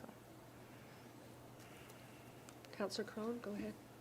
Thank you, Madam Mayor. This is, I think, a nice, refreshing change where I think staff and the Heritage Committee, and I'm hoping Council will all be in alignment that it's the right thing to do to take it off the list. To an earlier comment about the impact of Bill 23 on how we handle these sorts of things, I would be, from my position, I would love to have a briefing note from staff on just how Bill 23 impacts heritage, and it'll help us do our job a little better too. so that we know what the changes are and what we can do and what we can't.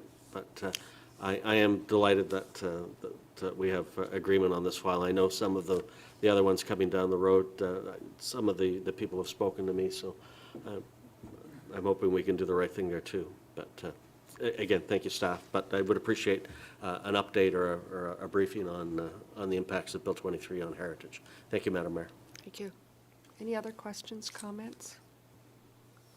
Councillor Johns, go ahead, please. Thanks, Madam Mayor. I think it's more of a comment being ignorant to the process as somebody new sitting on this side of the table. And, you know, when you read the report with no other context, and I get previously, I do believe I understand previously as to the decision as to kind of line in the sand on the year and then working back.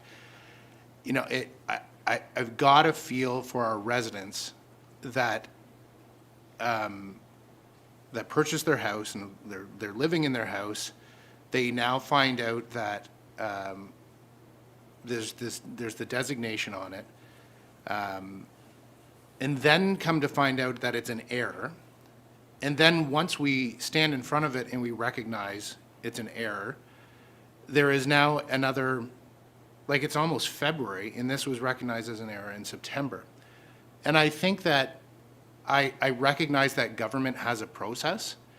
And I know that it's this council's goal to focus on continuous improvement.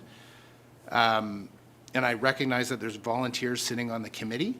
And I know that we all don't have the answers, but I just think that as a property owner, recognizing that this happened in error, and we still had to go through the process, and we still had to go through with the consultants. I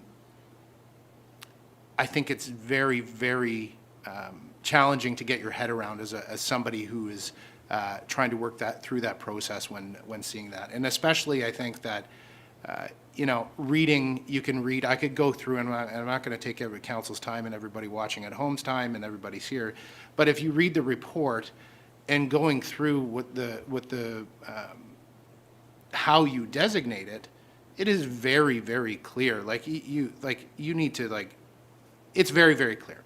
And so I think that I'm hopeful that we are all in agreement of this tonight, but I feel like there are reasons as to why we are all in agreement. And I guess that I just want to reiterate that if we really truly are residents first, then I think that the opportunity to focus on continuous improvement, specifically in this area, because I think it's a challenged area for us as a municipality, that we do put some focus behind that in the process in a meaningful way.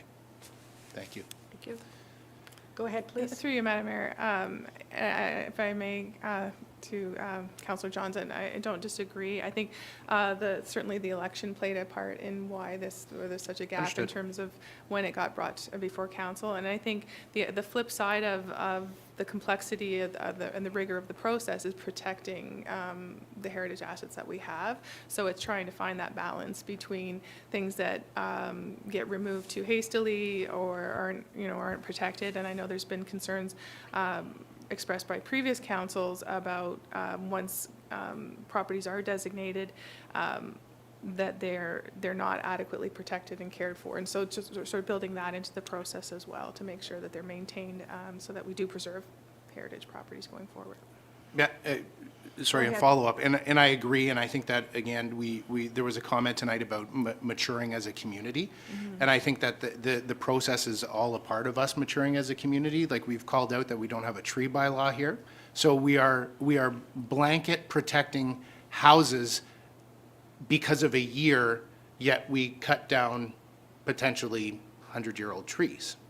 And so I think that, again, and I'm not saying we're cutting down 100-year-old trees, I'm just merely using that point to say that as we mature as a community, I think that recognizing the opportunities for improvement from a residents first standpoint is always great. Councillor Carruthers, go ahead, please.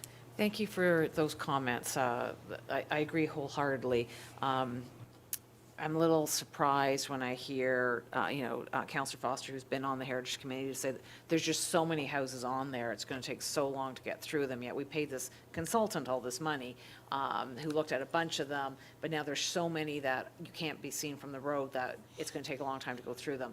I just wonder, is there too many homes on this list? Like, we're not a huge community. To have so many homes that a consultant's gone through them and now they're still going to be coming forward for removal. I feel for the residents. To Councillor John's point, there's other things that we should be protecting as well as homes. Councillor Foster and I saw a hedgerow get ripped out right before Christmas. There's no protection for that. And yet we're spending a lot of time protecting homes that there is so many of that we can't even possibly go and visit them all or look through them all. So I'm just wondering, I really was hoping that the consultant that we had hired would get us past this, but it doesn't sound like we do. It sounds like there's still too many homes on the list for us to even have a handle on. So I'm really hoping that we can do some work on this to make it easier. This isn't something that I really want our staff to be spending a lot of time on. This is a huge waste of time putting together a report like this when this should have been taken care of. So I really hope that we can find a way forward, that we're protecting things that are very significant, that aren't just homes, but that we are protecting the 100-year-old trees, the hedgerows, these important parts of our community, and not just a blanket on all houses over a certain date. So I really hope that's something that we can look at going forward. Sounds to me like a workshop topic. Councillor Roy DeClemente, go ahead, please. I feel like I'm the lady who tells all the old stories on council now. How long have you been here? Well, it's just, I feel like I'm like I'm Councillor Johnson again, who used to tell all of the stories. You should remember when. So you should remember how much longer this heritage list used to be. It was hundreds, and I think it was 600 houses. So we went through a significant project in hiring a consultant who cut the list down by at least half, if I'm not mistaken. And this is just my memory, which may be failing. But for me, it's still big, it's still an important list, but we did address it to the best of our ability at the time. And the challenge becomes we have some emotional attachment. Our community has a long and storied history. We have a national heritage site across the street from us, and which is tied up into our national history. And so we have an additional responsibility to some of those individuals and the homes that they built to try and protect them. And I get that, and I take that responsibility quite seriously. So yes, you should have seen the list before we did the project. And secondly, I think that with the provisions of Bill 23, unfortunately, you have your work cut out for you to address that, and I think that will help us solve some of those challenges. I didn't get the sense when we went through that consultant's report that there were dozens of houses we couldn't see from the road, but that they could be quite easily addressed through this process, and I think we've wasted more time than it took to write the report discussing it tonight. So I'm happy to move forward, and I know that we have our work cut out for us simply because the province has handed us a pretty big job ahead of us. And my hat goes off to Councillor Foster and the work that he's done on the Heritage Advisory Committee. We're not adding to the list. We're not adding to the list. Thank you. However, some of those houses are getting older.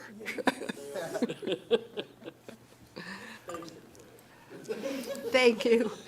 I'm not seeing any other questions. Could I have a mover and a seconder, please? Councillor Johns, Councillor Foster, all those in favor? And that's carried. Are there more items that we should be dealing with tonight under your With your leadership. indulgence, Madam Mayor, I do have a couple of brief verbal updates.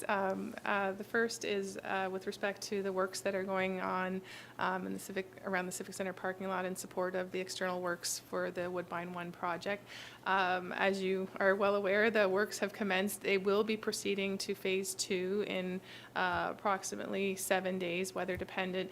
That will move them up the parking lot, and it will start to impact access along the side of the building. We have a communication strategy in place. We're in constant contact with, obviously, with Condrain, who's performing the work, and we have staff on site checking in daily, and we'll certainly update council. Our commitment to maintaining access for the public to the Civic Center at all times stands. We've explored some options with the region to provide an additional access off of Leslie Street on a temporary basis to secure consistent access to Temperance Hall and to the Sharon Temple, and the region's been very collaborative with that. So just wanted to advise council, and I'm sure my colleagues can echo that it's proceeding, and we'll continue to update you as the parking configurations and access points change for staff. So, Thank you very much. Sorry, happy to answer any questions. Sure. Councillor Crothers, go ahead, please. I know that in the initial report, it talked about that they would be replacing the Pride crosswalk, which means they're going to be ripping it out. Do we have a timing on that? I want to make sure that it's back in place for June. I think the June, through you, Madam Mayor, the June timeline is probably safe. They want to be well finished by then, but I'm not sure when all of the driveway remediation, or the parking lot remediation is going to be done. I don't know if my colleague, Mr. Molinari, has... I don't want to put you on the Yeah. spot now, but if we could just double check to make sure that that crosswalk will be back in for June, because we made such a big deal of it for last year for Pride. I want to make sure that, a year later, we do still have a crosswalk. So if we can just make sure that it is in place. I don't need an answer tonight. Thanks. Thank you. We're certainly trying to be conscious of all of the events and flag raisings and things that are happening that are of significance to the community, and making sure that we can support those and not impede them with any of this construction to the best of our ability. Thank you. I'm sure that they'll work towards that. It's not like we're asking for something 2 weeks from now. If they know well in advance that it's an important date for us, that I'm sure they'll work accordingly. Thank you. Any other questions or comments for our meeting tonight? I did have one other brief verbal update. As council is aware, we had the unfortunate closure of Inscape, one of our large employers in the municipality.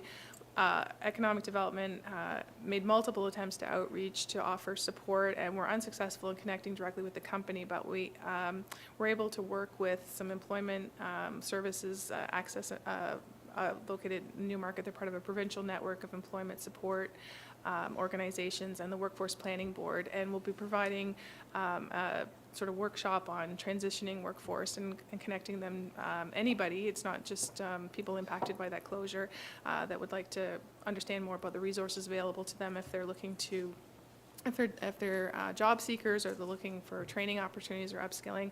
That's going to happen on January 31st at the Holland Landing Library from 11 to 1 p.m. So, and there'll be certainly much more communication coming out about that. But. And do we have longer-term opportunities for those people that are, I guess, woke up one morning and didn't have a job?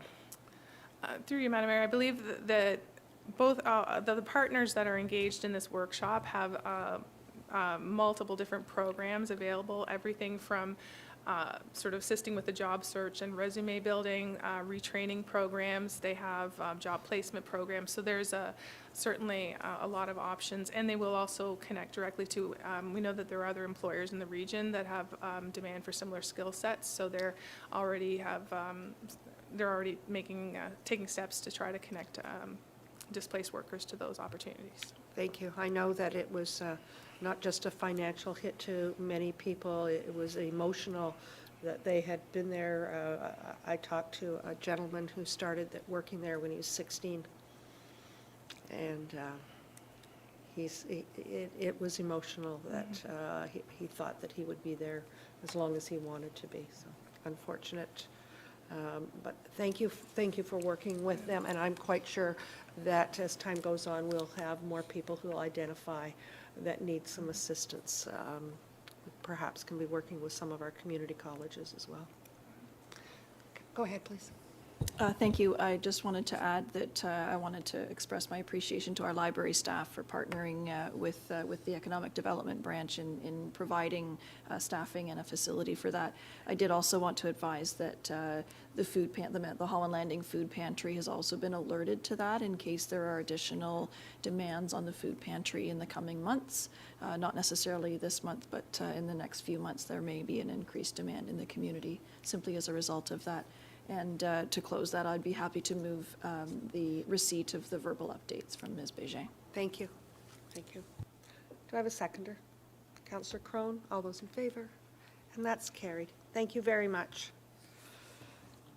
We are at Finance with General Manager Marshall. Through you, Madam Mayor, I have nothing at this time, but happy to answer any questions. Thank you. Any questions for Mr. Marshall? I'm not seeing any. Thank you very much. We'll move along to Community Parks, Recreation, and Culture. Manager Karmazin. Good evening. Good evening, Madam Mayor. Through you, Madam Mayor, no prepared agenda items this evening and no further updates at this time. Thank you. Any questions? Not seeing any members of Council with questions. Thank you very much. We'll move along to Emergency and Community Safety Services. Chief McKenzie. Thank you, Your Honor. Nothing on the agenda, but happy to take any questions. Thank you very much. Members of Council, any questions for the Chief? I'm not seeing any. Thank you very much. We'll move along to Legal and Property Services with General Manager Ingram. Thank you, Madam Mayor. Through you, I have no matters on the agenda, and I'm happy to answer any questions. Thank you very much. Any questions for Manager Ingram?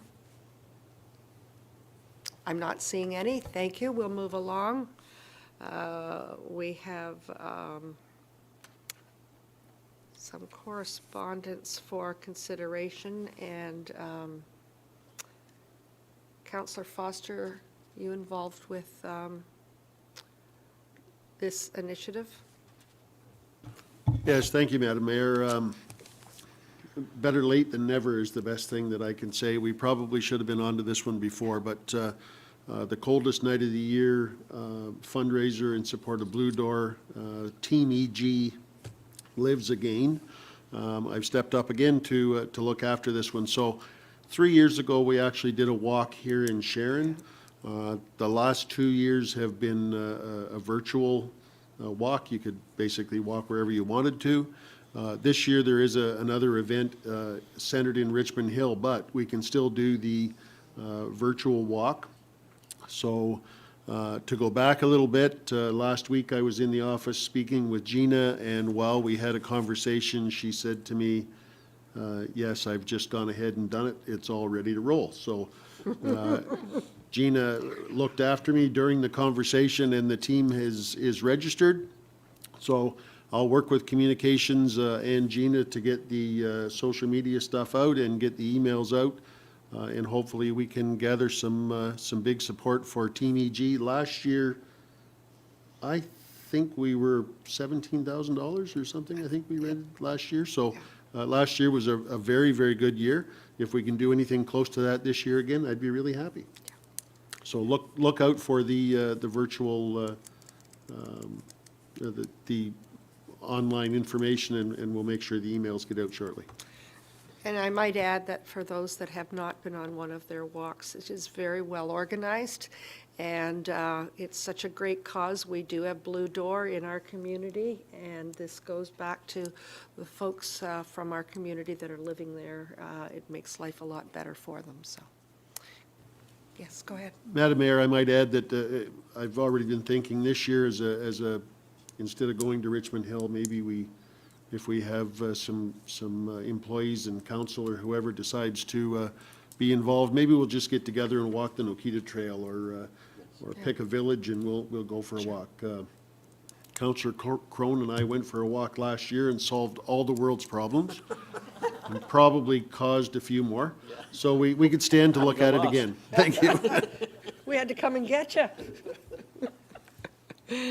Thank you. That, I like that idea. I think that's really important. And we certainly have some wonderful trails in East Gwillimbury that we're not short of any by any means. So I would expect if you need some help, please speak up, and hopefully we can get going on it. Thank you.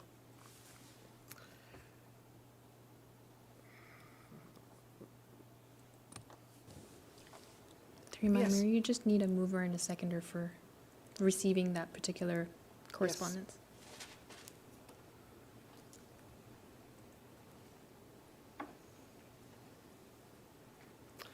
Moved by Councillor Foster. You'll move that. Thank you. Councillor LaHaye, did you have a question, or are you moving? Seconding. Thank you. All those in favor? That's carried. Thank you very much. Let's hope we have a good turnout.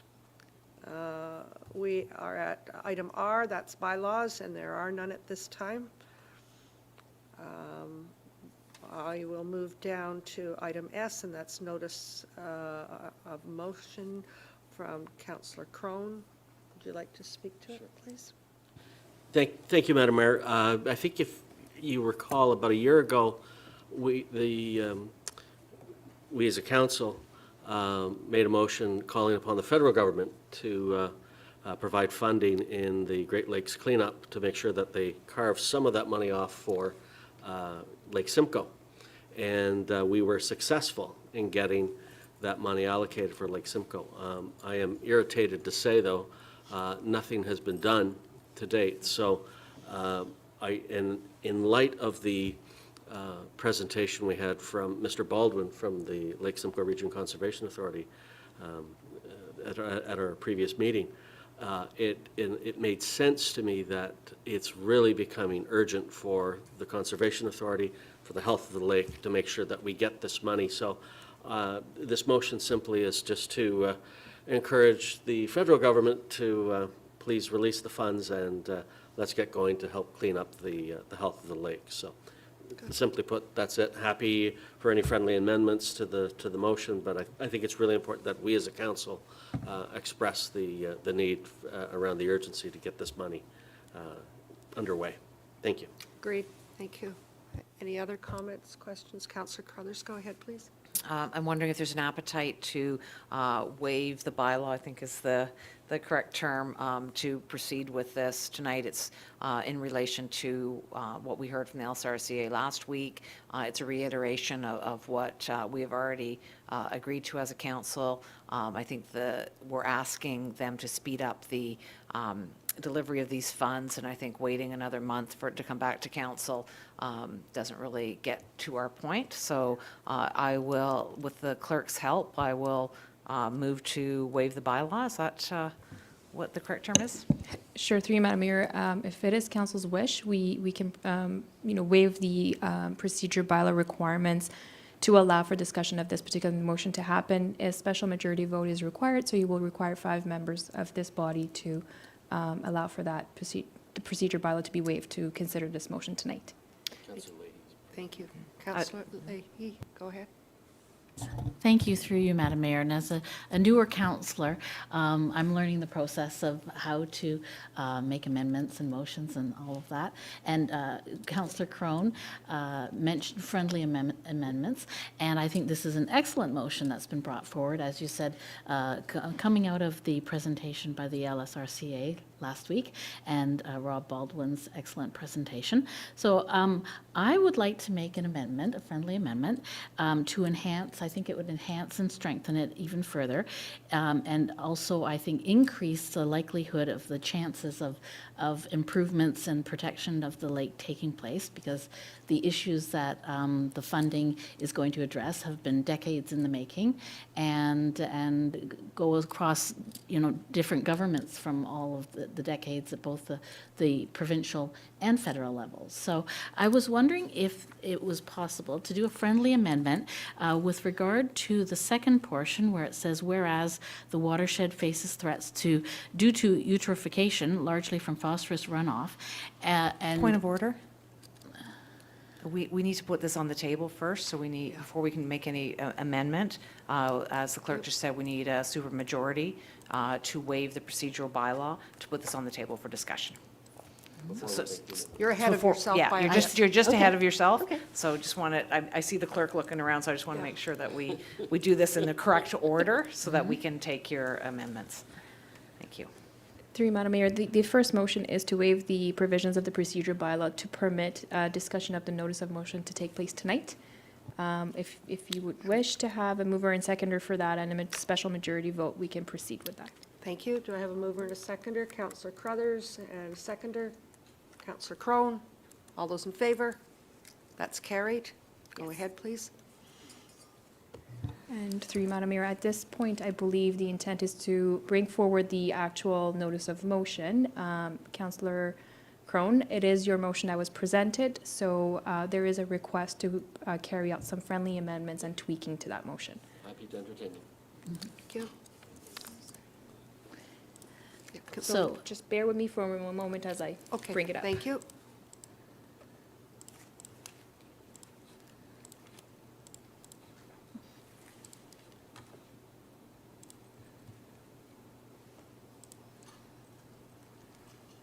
Sorry, just 1 second.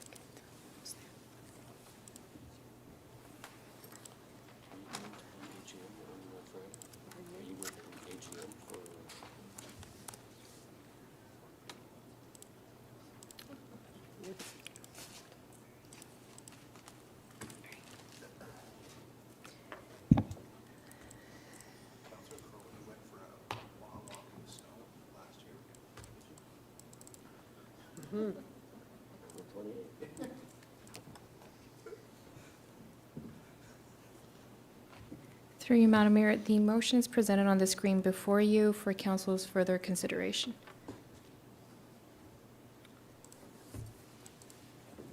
Does everyone have it in front of them?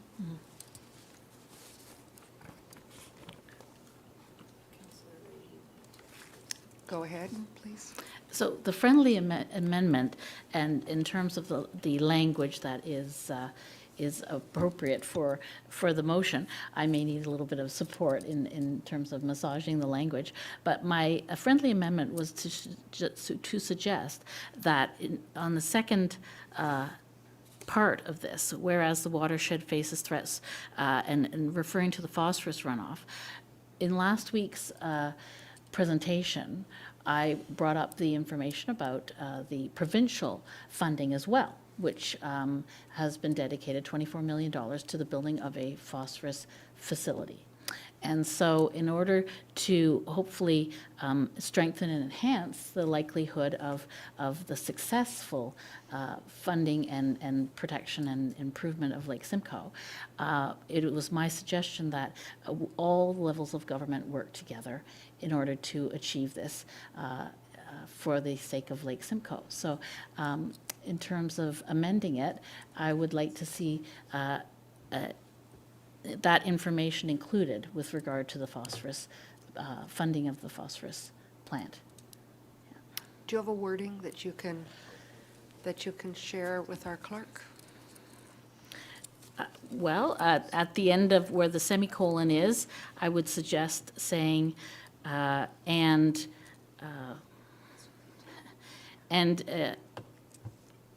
acknowledging the provincial funding of the $24 million of the building of a phosphorus facility.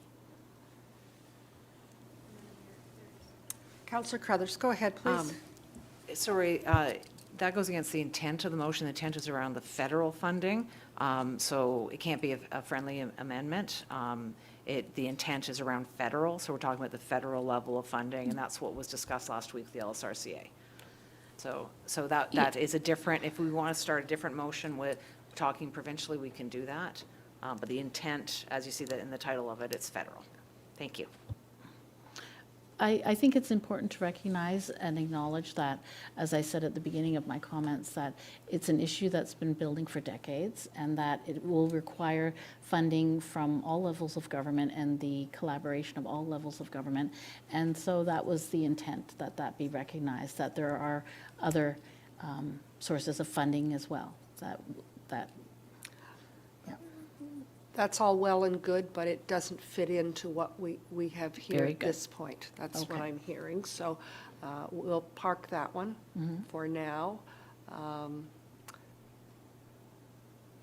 Madam Clerk, are you up to speed here? So when we're looking at this, we have the intent of the motion? Through you, Madam Mayor, nothing's been changed to change the intent of the motion. This is the original motion prepared and presented by Councillor Crone. Again, through discussions that I'm hearing, we are not including or adding any provisions to change the funding source or making a notation of that. Thank you. Councillor Roy DiClemente, go ahead, please. I'm of two minds. On one hand, I think it's really strong, sends a strong message that this is action that we want the federal government to take and that they've made a commitment and aren't following through on it. At the same time, I also see the possibility that the federal government may actually take action if they know that there's a provincial commitment as well. And so I'm struggling to kind of rectify those two sides of things.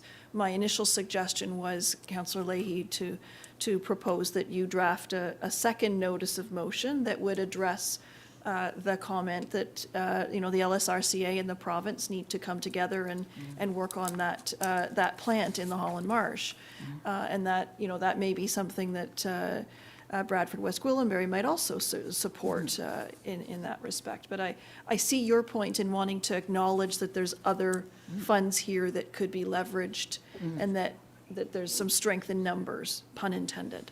But I also understand where Councillor Crone is coming from in saying, look, this is a federal issue. We need the federal government to step up and live up to its expectations. So I welcome more discussion on the matter. Councillor Crothers, go ahead, please. And if you remember, the phosphorus plant also has federal funding there too. So I think this is why I don't want to muck up the motion, right? Because if we thank the provincial government for money for the phosphorus plant, then we thank the federal government for their contribution to the phosphorus plant, which I believe was higher than the provincial government. I could be wrong on that. But then we're thanking them for money at the same time we're asking them to release other money. So that's why I think we just need to keep this clear. A lot of thought went into this, and that's why I'm saying, let's just not muck it up, because if we add something into it, it has other unintended consequences, right? So I would like to keep it as clean as possible, if that's okay. Yes, thank you, through Madam Mayor. So in the future, then, I will prepare a motion specifically to address and recognize the provincial contribution in the hopes that they will all come together for the benefit of Lake Simcoe. Thank you. Councillor Crone, go ahead, please. Yeah, Madam Mayor, I completely support the intent of what Councillor Leahy was trying to do, and if Councillor Roy DiClemente, who is the wizard of amendments, was struggling to come up with a fix, I think maybe, as Councillor Carruthers say, we just keep it clean. But I'd be happy to second your motion that you create that really does continue that encouragement, Councillor Leahy. So, if there are any other amendments, happy to listen to them. Otherwise, no, Councillor Jones. Madam Mayor, I just wanted to be clear that I be happy to second the amendment that I believe that we are talking about that is documented there. If the discussion had wrapped up, I wanted you to know that I was happy to second that as well. I could tell just by the look on your face. Oh, she already did. Well, I will be third, fourth, fifth, whatever in progress moving forward. Madam Clerk, what do we have in front of us, please? Through you, Madam Mayor, the notice of motion presented before you has not changed from the initial presentation on the agenda. It has been moved by Councillor Crone and Councillor Carruthers.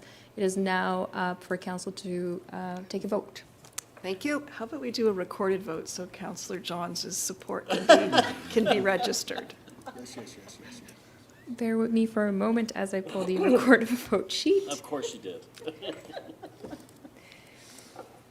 Through you, Madam Mayor, Councillor Roy DeClemente has requested for a recorded vote. We already have a mover and seconder for this particular item. Councillor Roy DeClemente, how do you vote? Yes. Councillor Carruthers, how do you vote? Yes. Councillor Crone, how do you vote? Yes. Councillor Foster, how do you vote? Yes. Mayor Hackson, how do you vote? Yes. Councillor Johns, how do you vote? Yes. Councillor Leahy, how do you vote? Yes. Through you, Madam Mayor, that motion's been carried. Thank you. Thank you, everyone. Thank you, everyone. And I know that the Conservation Authority will be very appreciative as well. Yes, go ahead. As I understand it, the LSRCA has an AGM coming up, and this might be a wonderful item for you to introduce that we've passed this motion tonight. Thank you. Already on my list. But I appreciate the support. Okay, we are at item T, and that would be other business with our CAO Webster.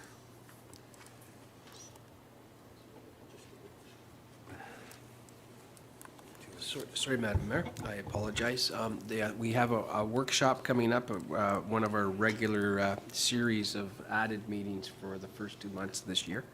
And this one, we're starting to be a little more regular in our session.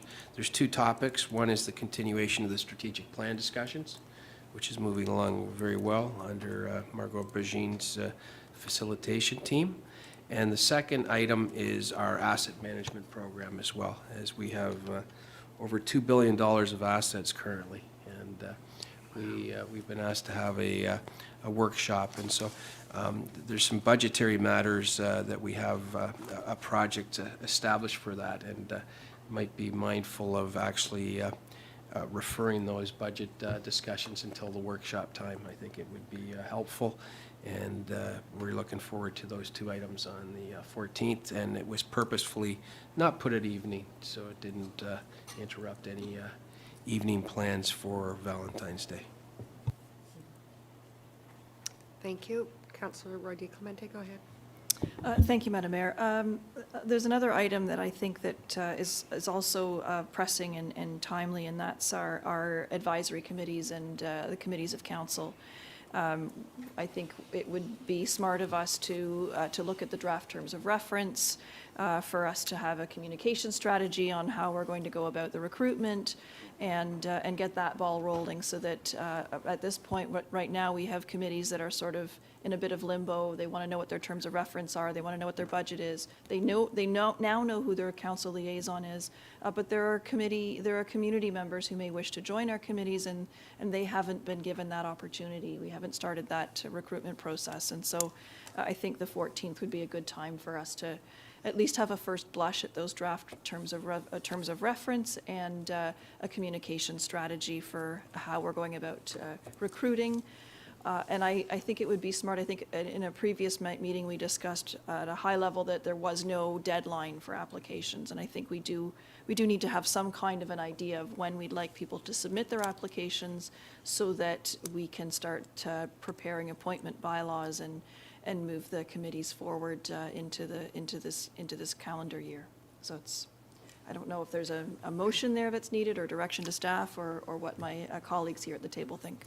Thank you. Mr. Webster, you have 2 items on the proposed agenda. Might there be room to introduce our committee needs at this point as well, while we have people together?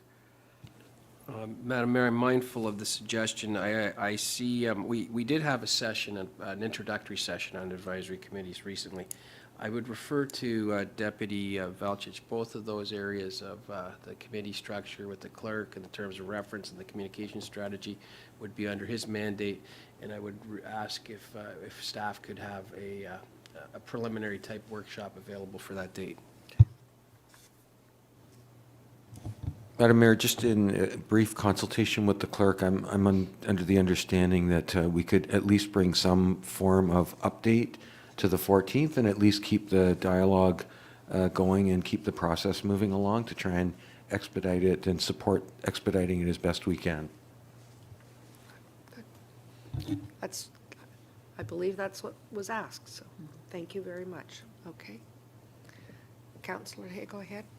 Thank you, through you, Madam Mayor. And in terms of onboarding and workshops that could be helpful in the future for new councillors, I've requested if there be communications protocol workshop and some introduction and information and guidelines and support in terms of educating all of the councillors with regard to communications, so, both internally and externally. I would find that helpful if it's possible in the future.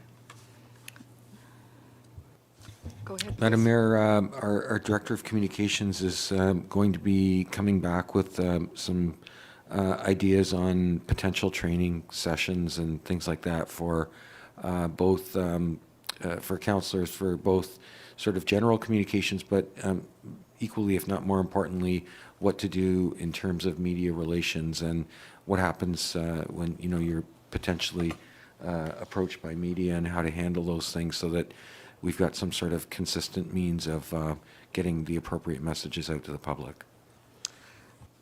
I would add that that would be a topic in itself, that probably a couple of hours or more that we have done in the past, and I'm not sure that we want to tack it onto the strategic plan and asset management, but could register it with a request for further down the road.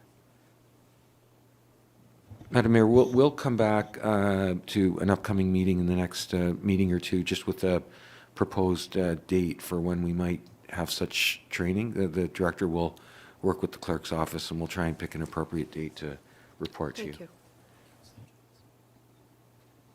Councillor Jones, go ahead. Yeah, Madam Mayor, through you to our CAO, I wanted to say thank you for, I know that the path to the finish line on our budget has been winding, and I just wanted to say thank you for having landed that asset management piece as part of that path. So I just wanted to acknowledge that, because I know that wasn't necessarily on the Gantt chart when the starting gun went off. So thank you again. Thank you. Mr. Webster, do you have anything else in regard of the proposed council workshop topics for the 14th? Not at this time, Madam Mayor. We'll do our best to accommodate the third topic and Even if it's a starting point, maybe it doesn't finish that day, but it gets us started in that direction. Thank you. We are at our confirming bylaw. Be it resolved that bylaw 2023-004, being a bylaw to confirm the proceedings of council meeting held on January 24th, 2023, be taken as read, enacted, and signed by the mayor and municipal clerk, moved by Councillor Johns, seconded by Councillor Foster. All those in favor? And that is carried, and we have an adjournment. I have 8:16, moved by Councillor Roy DeClemente, Councillor Crothers. All those in favor? And that's carried. Thank you very much, staff. We not only looked at our agenda, but we added to our upcoming agendas. So I think it's wonderful to be able to have people discussit and talking and putting their needs on the table at meetings. It helps us all to grow and to learn. So thank you.